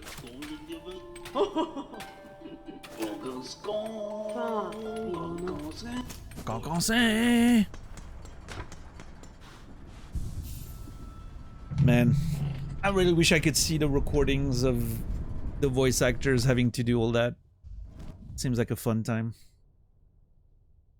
Alright, well, I think that's it for the deep docs. Farfields or Hunter's March? Hunter's March first, I think. Yeah. No! It's supposed to go up.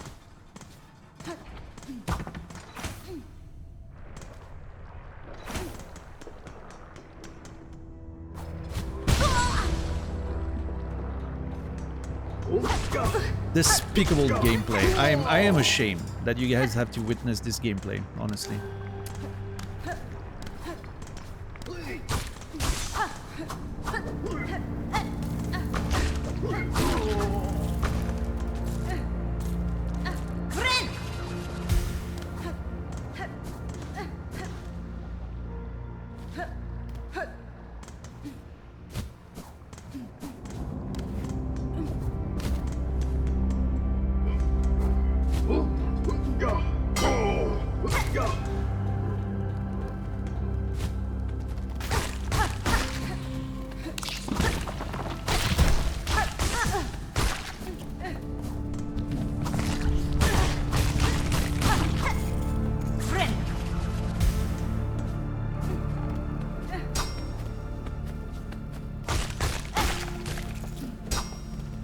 Yeah.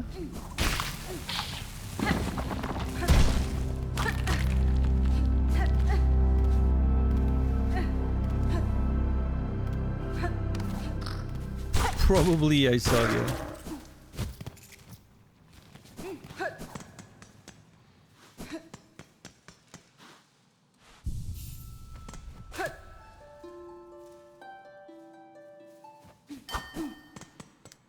I was thinking maybe the bells would resonate with my singing or my playing, but doesn't seem to be the case.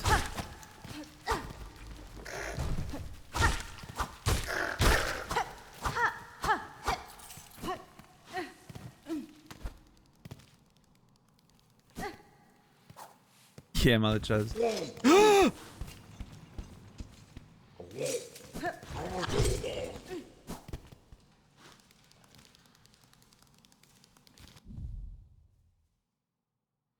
Have I never been there?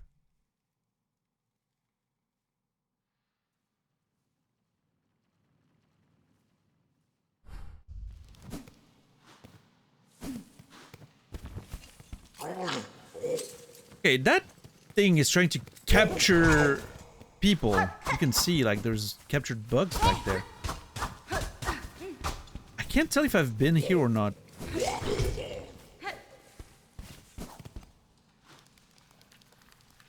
Yes! I even remember weren't we like baiting a flying thing so I could jump up here? Pogo jump to enemies, nothing, question mark. That's the note I took. Oh my god, Past Daniel was a genius. I actually took note of everything, which now makes me remember exactly what led us there and what happened. Yeah, I was like, nothing, question mark, because I was surprised that there was nothing there. Look at that. Past Daniel was on point with his notes.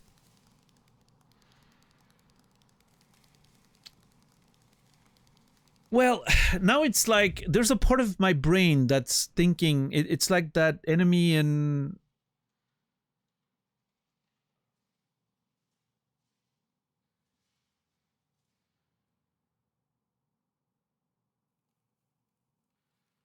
Dark Souls 3, I want to say. Bloodborne, maybe? I don't remember.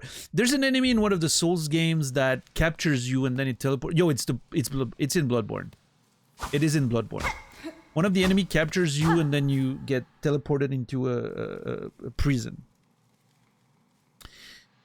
I wonder if this is gonna be a scenario like that, or if I'm just gonna be in a cage and I can break it by hitting it. Oh sinner, oh filth.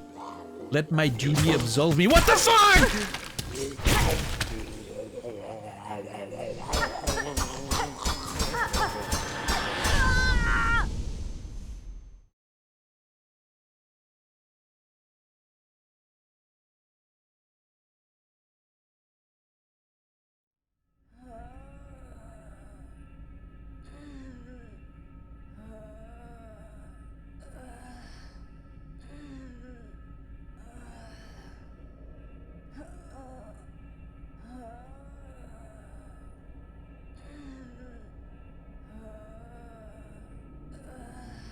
You were totally right.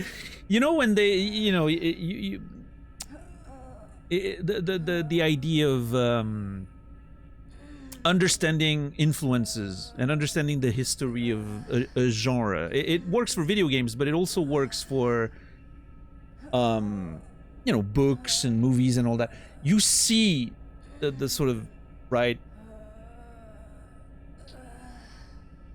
you can predict things, you can understand things, the way they're gonna work out and all that.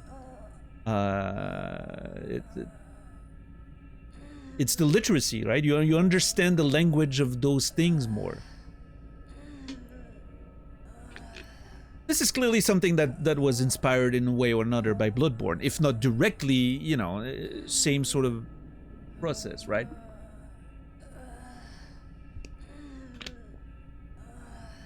And even if unintentional, you just, the more you know about a thing, the more you can sort of see where it's gonna go, right?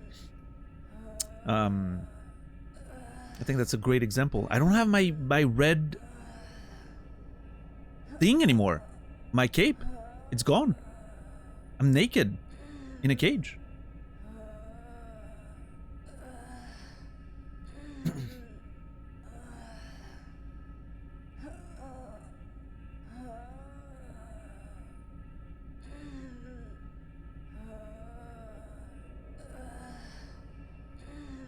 I just wanted to backtrack and have a nice little discovery thing on the... And now I'm in an entire fucking detour again.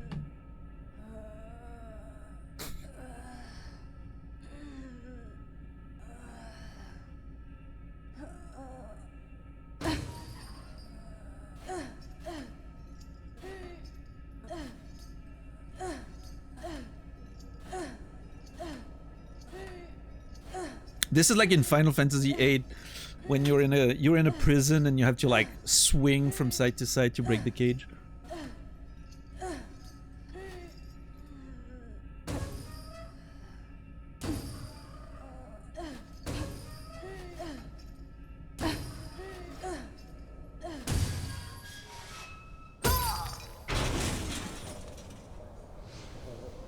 The slab.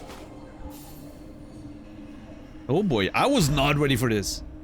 I don't have anything. I don't have my map. I do have my tools. Oh my god, I kick. Whoa.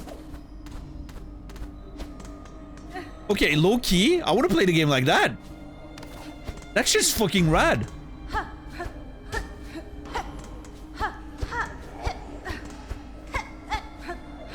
Fucking taekwondo, you know. Hornet.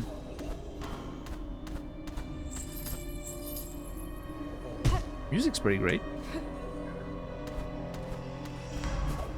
Pervert? No, I mean, it's not about the... That's you thinking about it, by the way. That's your brain. X. You take responsibility for that shit.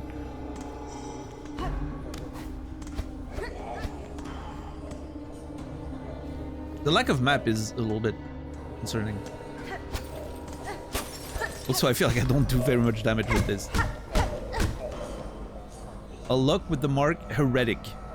Heretic? Heretic.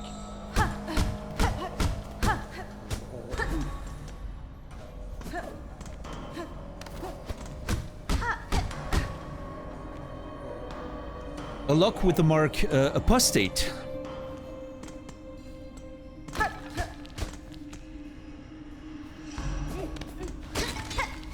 She looks like she's in a modern dance class. She looks like a ninja.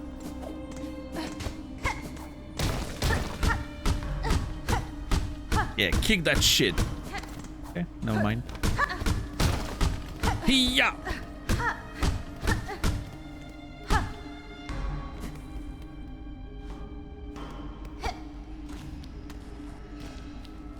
A look with the mark indolent.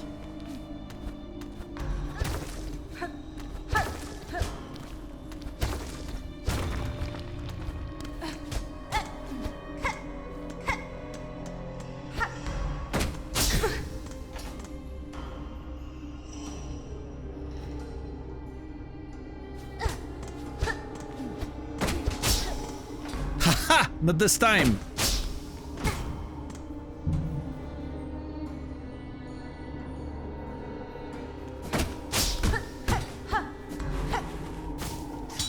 I was trying to kick it. I was trying to get close to kick it, and I got too close.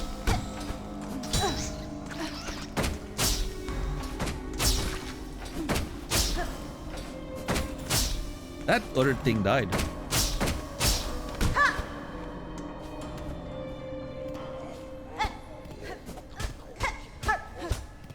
What's up, Kev?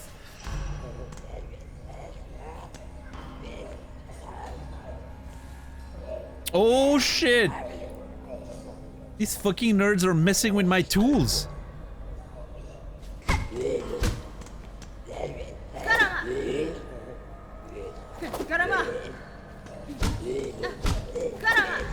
I can steal Garama.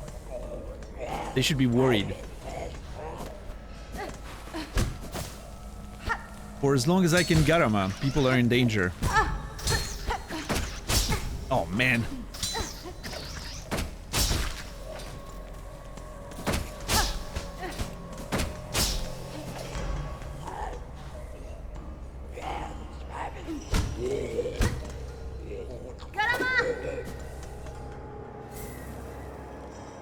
Where the fuck are we?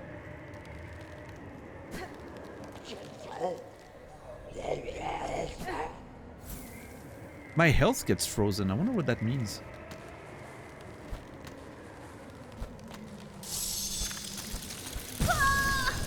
That's what it means. Okay.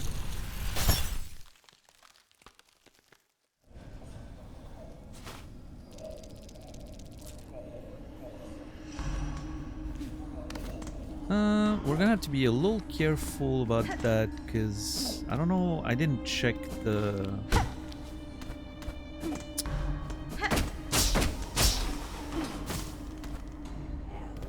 beads count, if I still had all my beads on me.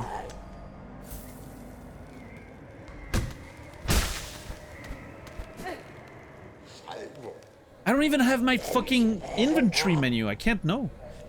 No, boy.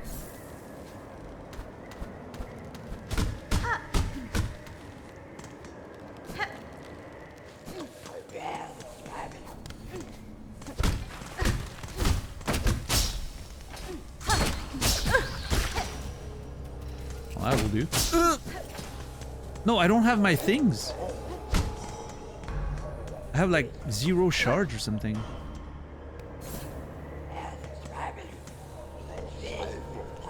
It's kind of obvious, bro. Even if it's obvious, you can't break the rules of the channel. Also, don't bro the mods. Just listen, you say, okay, my bad. I will do better. I feel like I shouldn't have to educate you on basic manners, but here we are. That should be obvious too, and yet here we are, right?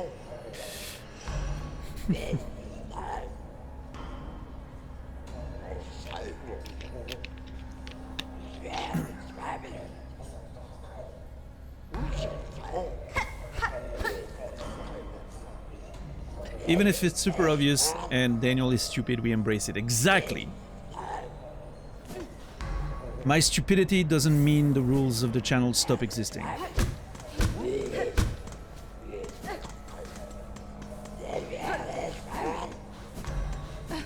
I mean, to be fair, in this particular case, I noticed that my health was sort of freezing, so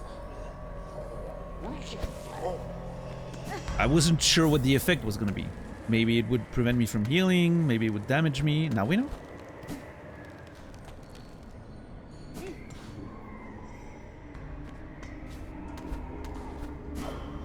But I need to find out by myself! What the fuck? Get him out! Oh god, there's 2 of them!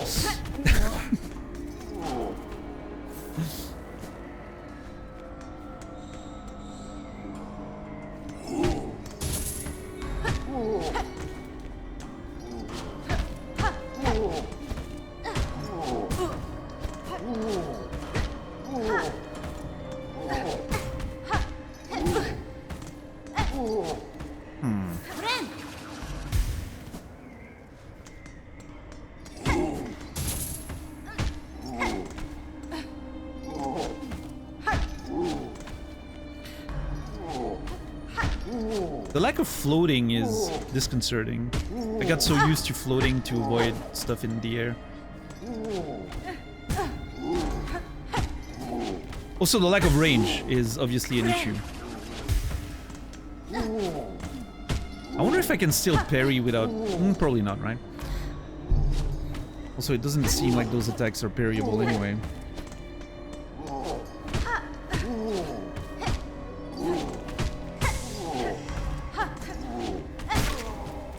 There you go.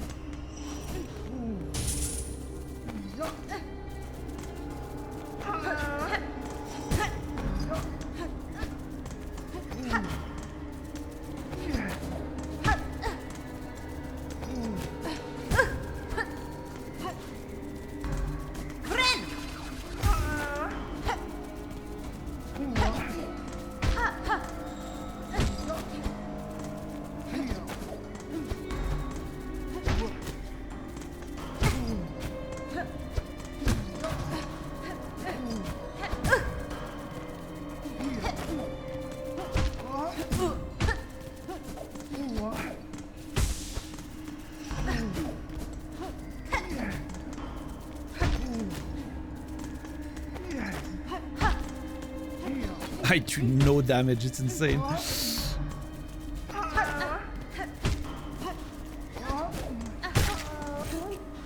Oh boy.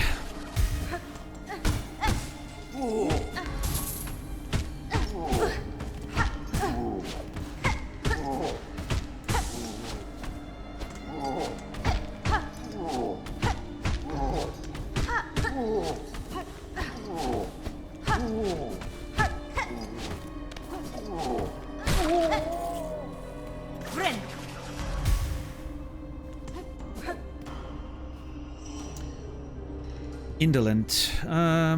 Okay, that gets me further away from my shit though, not closer, which... Oh, this guy! Grindel! That's a Captain Dex. Oh ho, you're looking a little stuck there. What a pity. We meet again, little thief. Are you familiar with this place?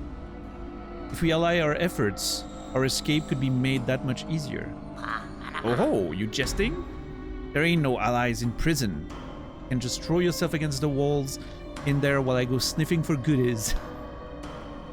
Never changed, Grindel. Bye.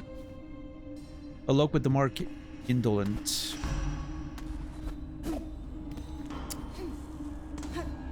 Oh, unfortunately, I didn't realize I was committing to that jump. I mean, there wasn't much up here anyway.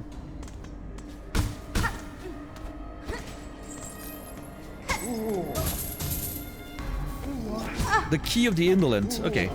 Well, that's something.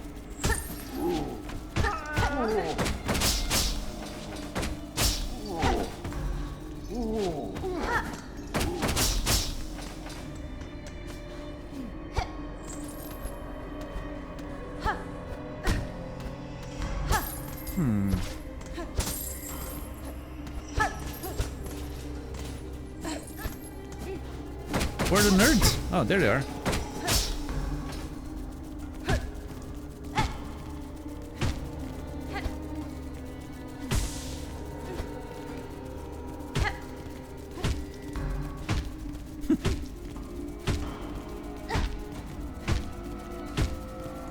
Oh my god.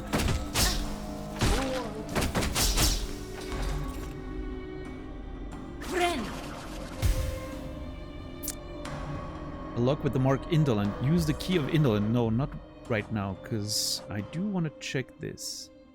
Opens a certain opens the way to certain cells and passages of the slab. So they did steal my beads, by the way. I get them back.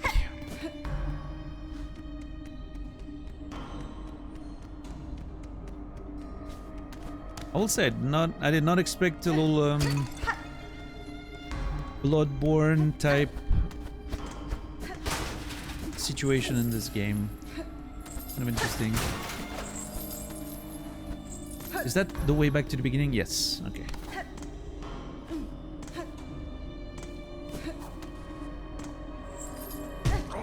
Oh boy. Yeah. Nope. Thank you.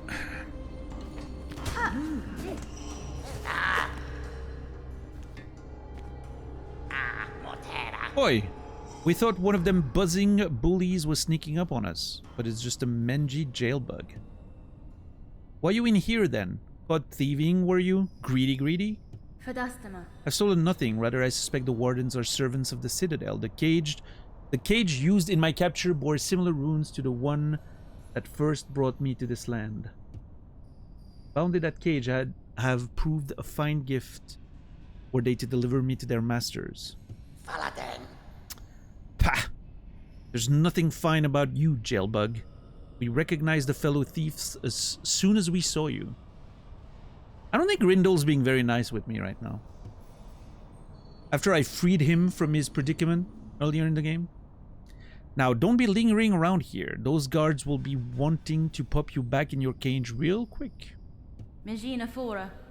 They'll not get the chance. I will reclaim my belongings and leave this grim place with haste. Very grim indeed. You seem to have some familiarity with this prison and its guard. Do you know a path to escape? Escape? A little jail bug like you ain't never escaping anything.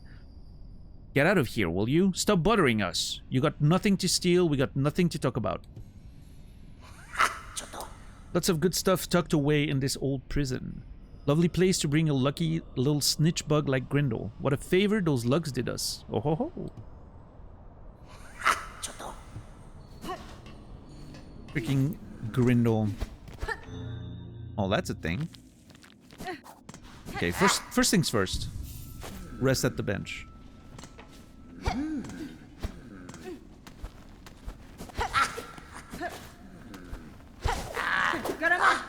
Got him.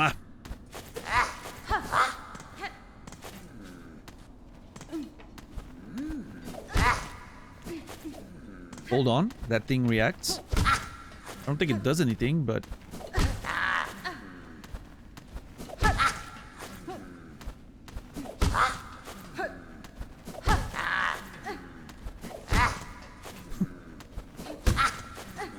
Stop reacting, Grindle.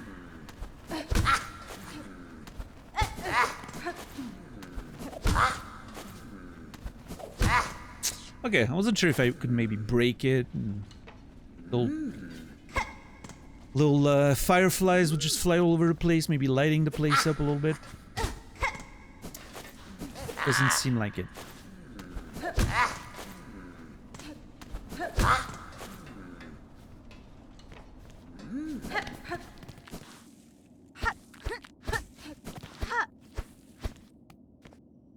Inspect. A husk with a map of the slab etched upon its shell. That's a Prison Break reference. That's so funny.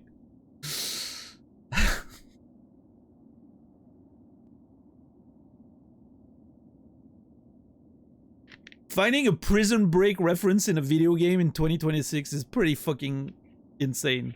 That show is so old at this point.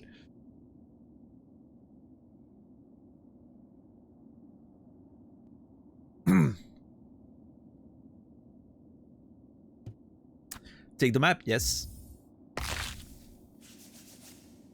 The slab map.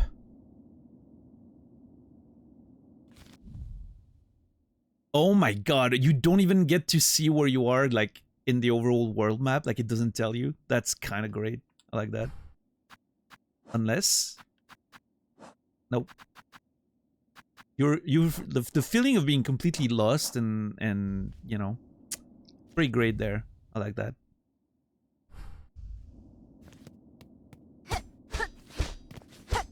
They've done a really good job with this area so far. I'm actually really enjoying this. I did not expect that. Complete change of pace. Took me half by surprise. Right? I kind of figured what was going on when I saw like the jailer thing, but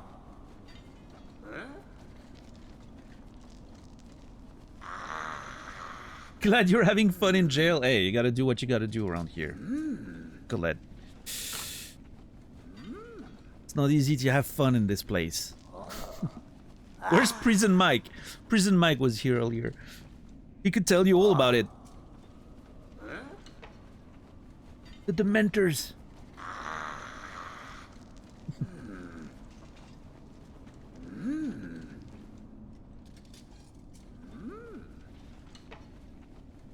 Yeah, Grindel's just doing his thing. Freaking rat.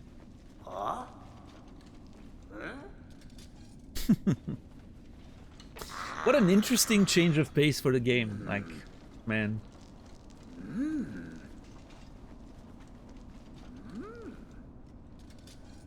I really like this. I think this is a cool moment overall. Memorable.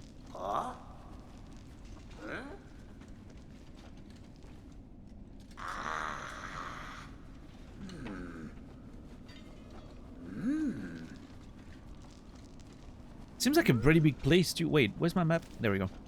Seems like a pretty big place too. So that's the outside, right? Like that platform. Oh, I don't have my pins! Oh my god! They took my pins away from me! I can't even point the things! I don't have a cursor. You can see the blue area on the side where I died of cold, right? And then at the top there's this line. That's where the jailers are. So I need to go all the way around apparently and then get up and down to get back there. You take a man's life before you take his pins, right? I feel so betrayed. I don't... Oh, that's so cool. Another detail I didn't realize. The map is just the one I have on... I found on the shell. It's not updating based on what I explore because I don't have my quill with me. A clever little game.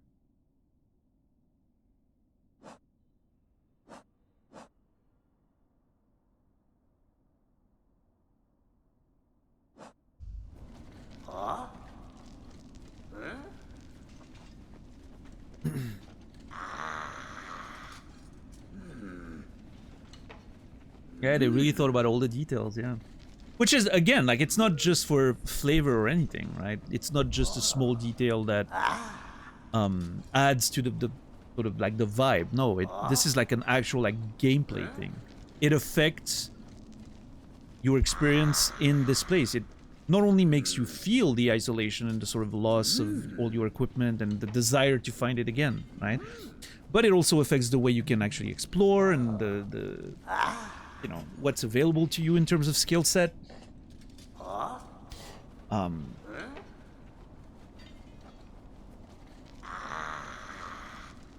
Pretty good. Pretty good.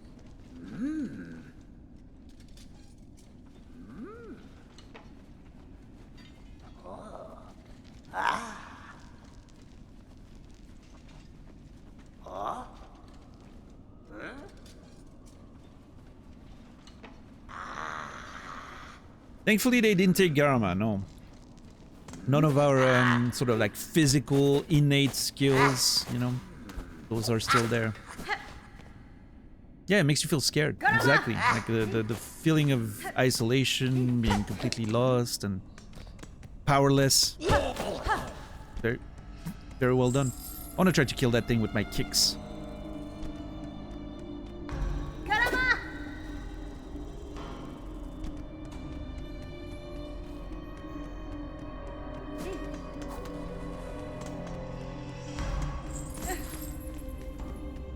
A lock with the mark heretic. Sorry. Oh, god damn it. I cannot pronounce that name, that word. Makes you realize how ginormous her head is.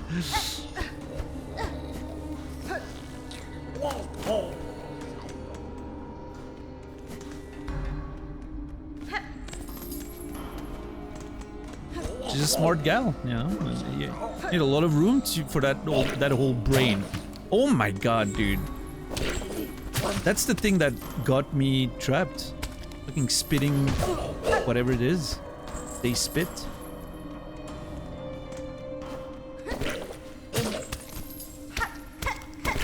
It reacts to your... Oh my fucking god!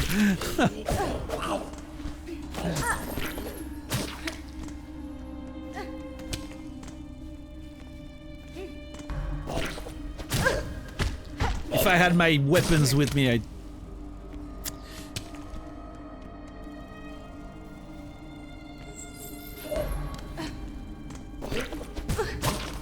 The lack of range is so hard to deal with. What's up, Sorrow? How are you today?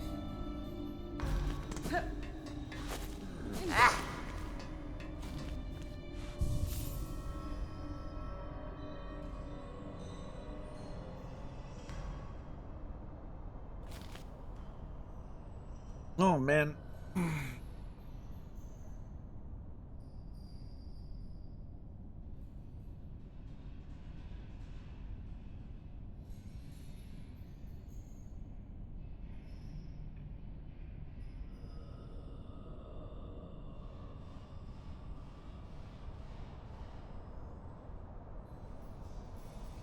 Yeah, I mean, all animations do look strange without the cloak. Her design really, yeah, that, you know, it tells you what you need to do about being a sharp dresser, right? Not great, but I'm hyped about Artemis 2. Wait, when's the launch happening? I didn't follow very much after it was postponed the first time. I didn't keep track of... It's in 1 hour? Oh, fuck yeah. That's awesome. I'm very excited to watch that. Thank you for letting me know.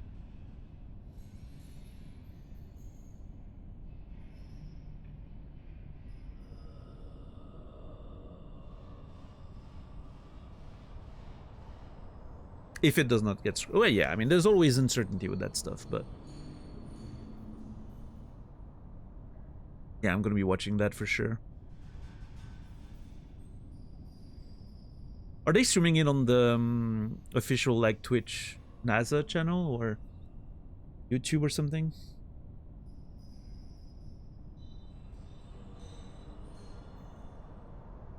Yes? Hell yeah. YouTube everywhere? Yeah, yeah, yeah. That's great. Pretty excited.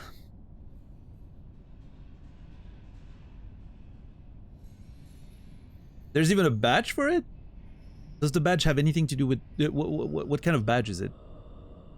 Is it the logo of the thing?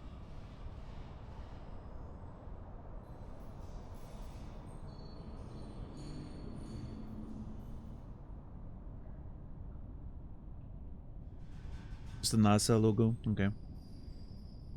Oh, hey, fair enough. I wonder if it was like the, you know, the sort of patch that they get on their, the mission patch or whatever it's called.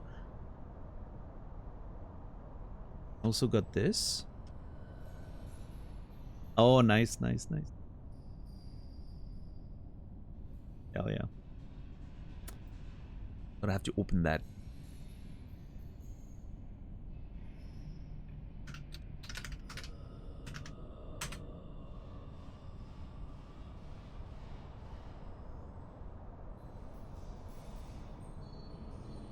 Oh yeah, I see the badge. Nice. Very cool.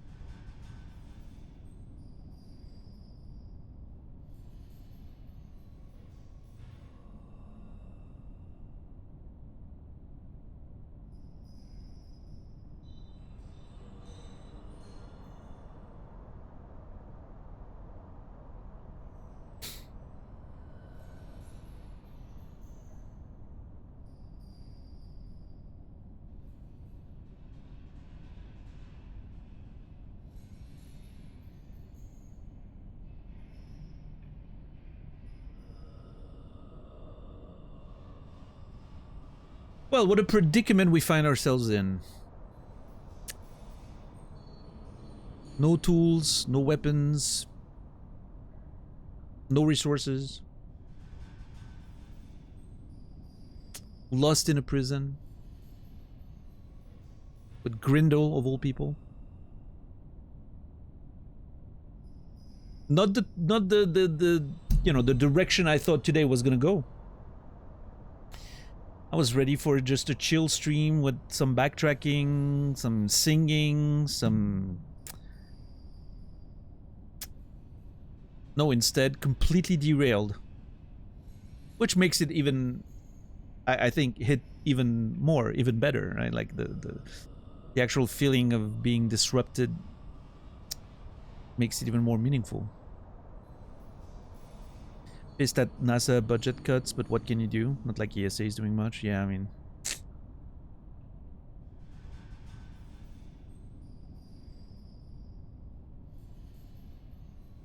hopefully the next administration will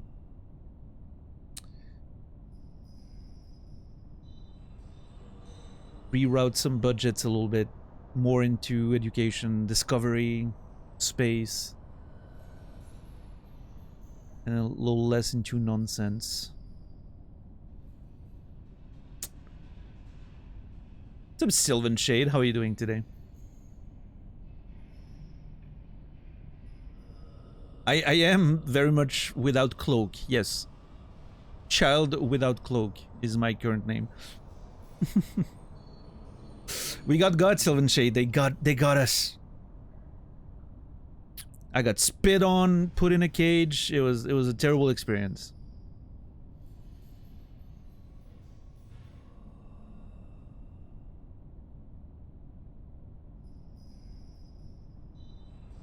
Some people pay for that. I guess so.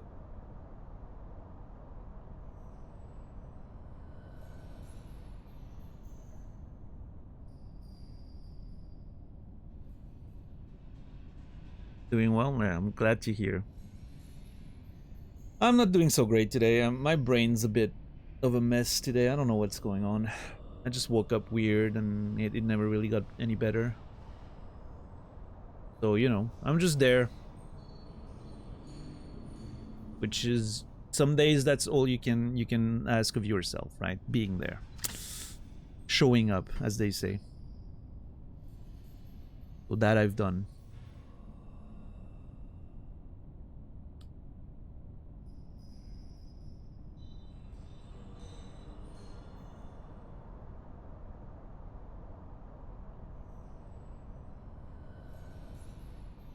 We had a nice conversation too. Yeah, that's true. Beginning of the stream was nice little chats, you know. We dug a little deep. We got into some socio-political conversations, I guess. Socio-political. Yeah, well, I'm proud of you, Sylvan Shade. Like I said, some days that's all you can do.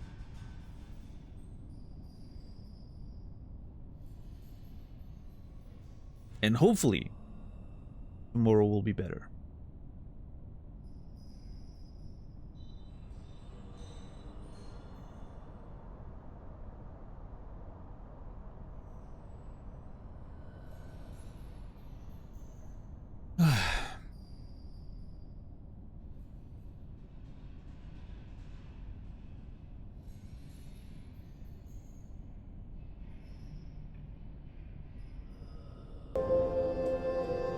Everybody's feeling off today. Yeah, I don't know. Not everybody, hopefully, but every day some people will feel like it's not their day, right? That's just how life is, I guess. Thank you, Sylvan Shade, for one sub to the community. I appreciate that. 9 total. It goes to Tom Pete. Tom Pete will be remembered. And Sylvan Shade, thank you very much. Means a lot.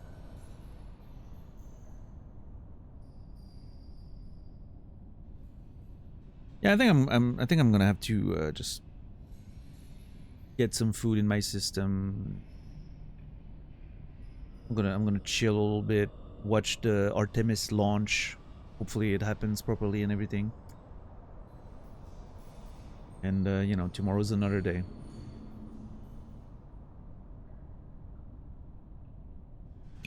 I think that's my short-term plan. Mm.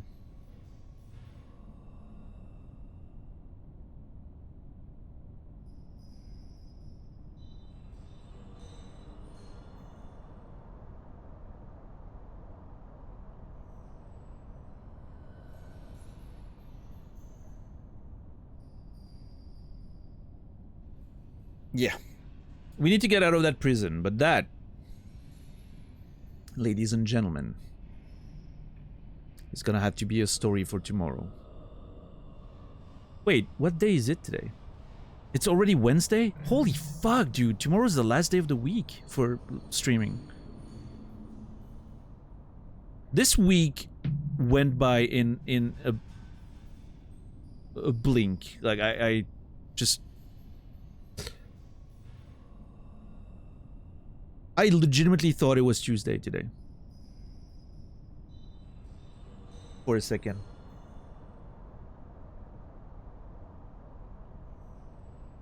For work as well, due to Easter, yeah. Yeah, hopefully, I didn't realize Easter was happening right now. Hopefully that won't be too, I don't know if everyone has, like, family functions and all that tomorrow or whatever, but we'll see. I mean, I'll be there anyway, and I'll stream, and hopefully, you know, hopefully you guys don't have to then catch up on the VODs or something. We'll see, we'll see. We'll make it work. Going to a FurCon? Nice. I hope you have a great time.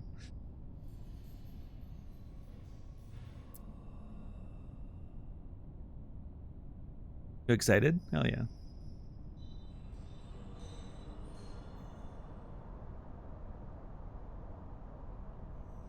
Not my scene, but it's nice to find ways to be around your people. I'm excited for you.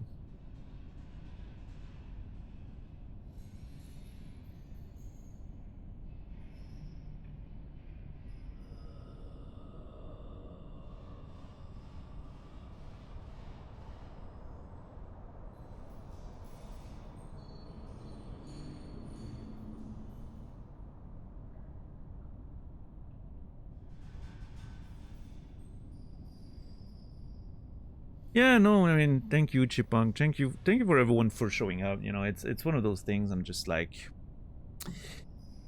you know,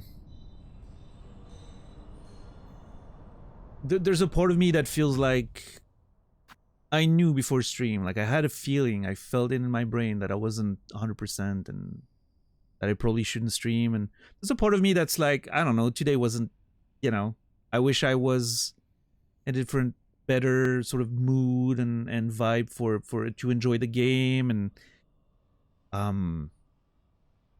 feel like it always makes me feel bad when I'm not 100% and I'm not, you know, capable of showing in the way that I want to show up, right?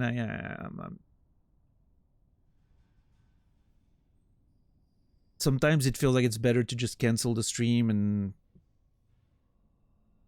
get some rest and all that, but sometimes I do, you know, I'm not feeling 100%, and the stream sort of like switches things around, and then by the end of it, I'm like, hell yeah, that was amazing. I feel so much better.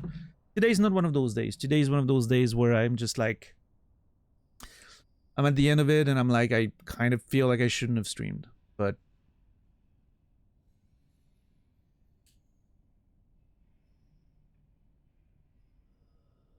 it is what it is. Can be perfect it can be good every time. Like, some days it's just not gonna work. But maybe there's something about still showing up and giving yourself the opportunity for something good to happen. It's not gonna always happen. But if you don't show up, it's definitely not happening. And maybe today wasn't for me. I don't know. Some of you guys seem to have really enjoyed the stream. Some of you guys really enjoyed the conversation. So did I. The conversation was nice, you know, but it could have happened any other day, I guess. But maybe today wasn't for me. Maybe today was for everyone else. I don't know.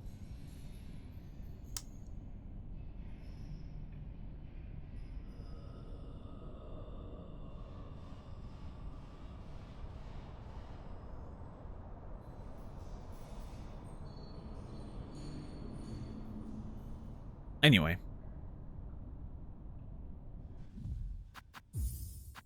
We'll get back to it tomorrow. What a place to live it, too. Like, what a little bit of a cliffhanger, I guess.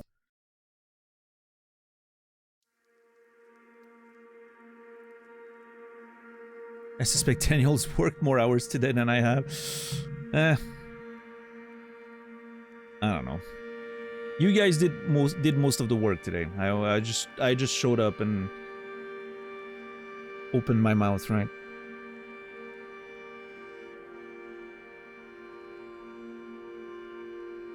I like to, sometimes I like to describe streaming as reading what is it? Playing games and thanking names. Today I barely did any of the playing. So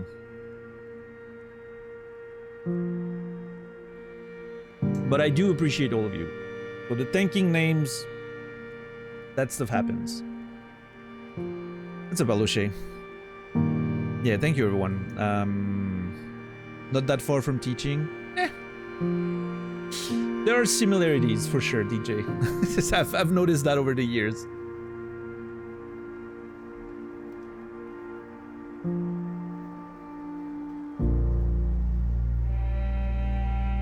I'll be back tomorrow, 7 p.m. Central European Time, 1 p.m. Eastern, 10 a.m. Pacific, for more adventures of Silksong. Gonna have to try to escape that prison. For now, I'm gonna go eat some food. I'm gonna watch the launch of Artemis 2, which I all recommend you do as well if you're interested. It's happening on the NASA official Twitch channel. It's happening on YouTube. You can watch that anywhere. And yeah, we'll get back to it tomorrow. I wish you all a beautiful rest of your day, evening, or night. Thank you for the support, the resubs, the gift sub. Thank you for the conversations and the lurking. I will see you guys tomorrow. And until then, remember me, and I will remember you.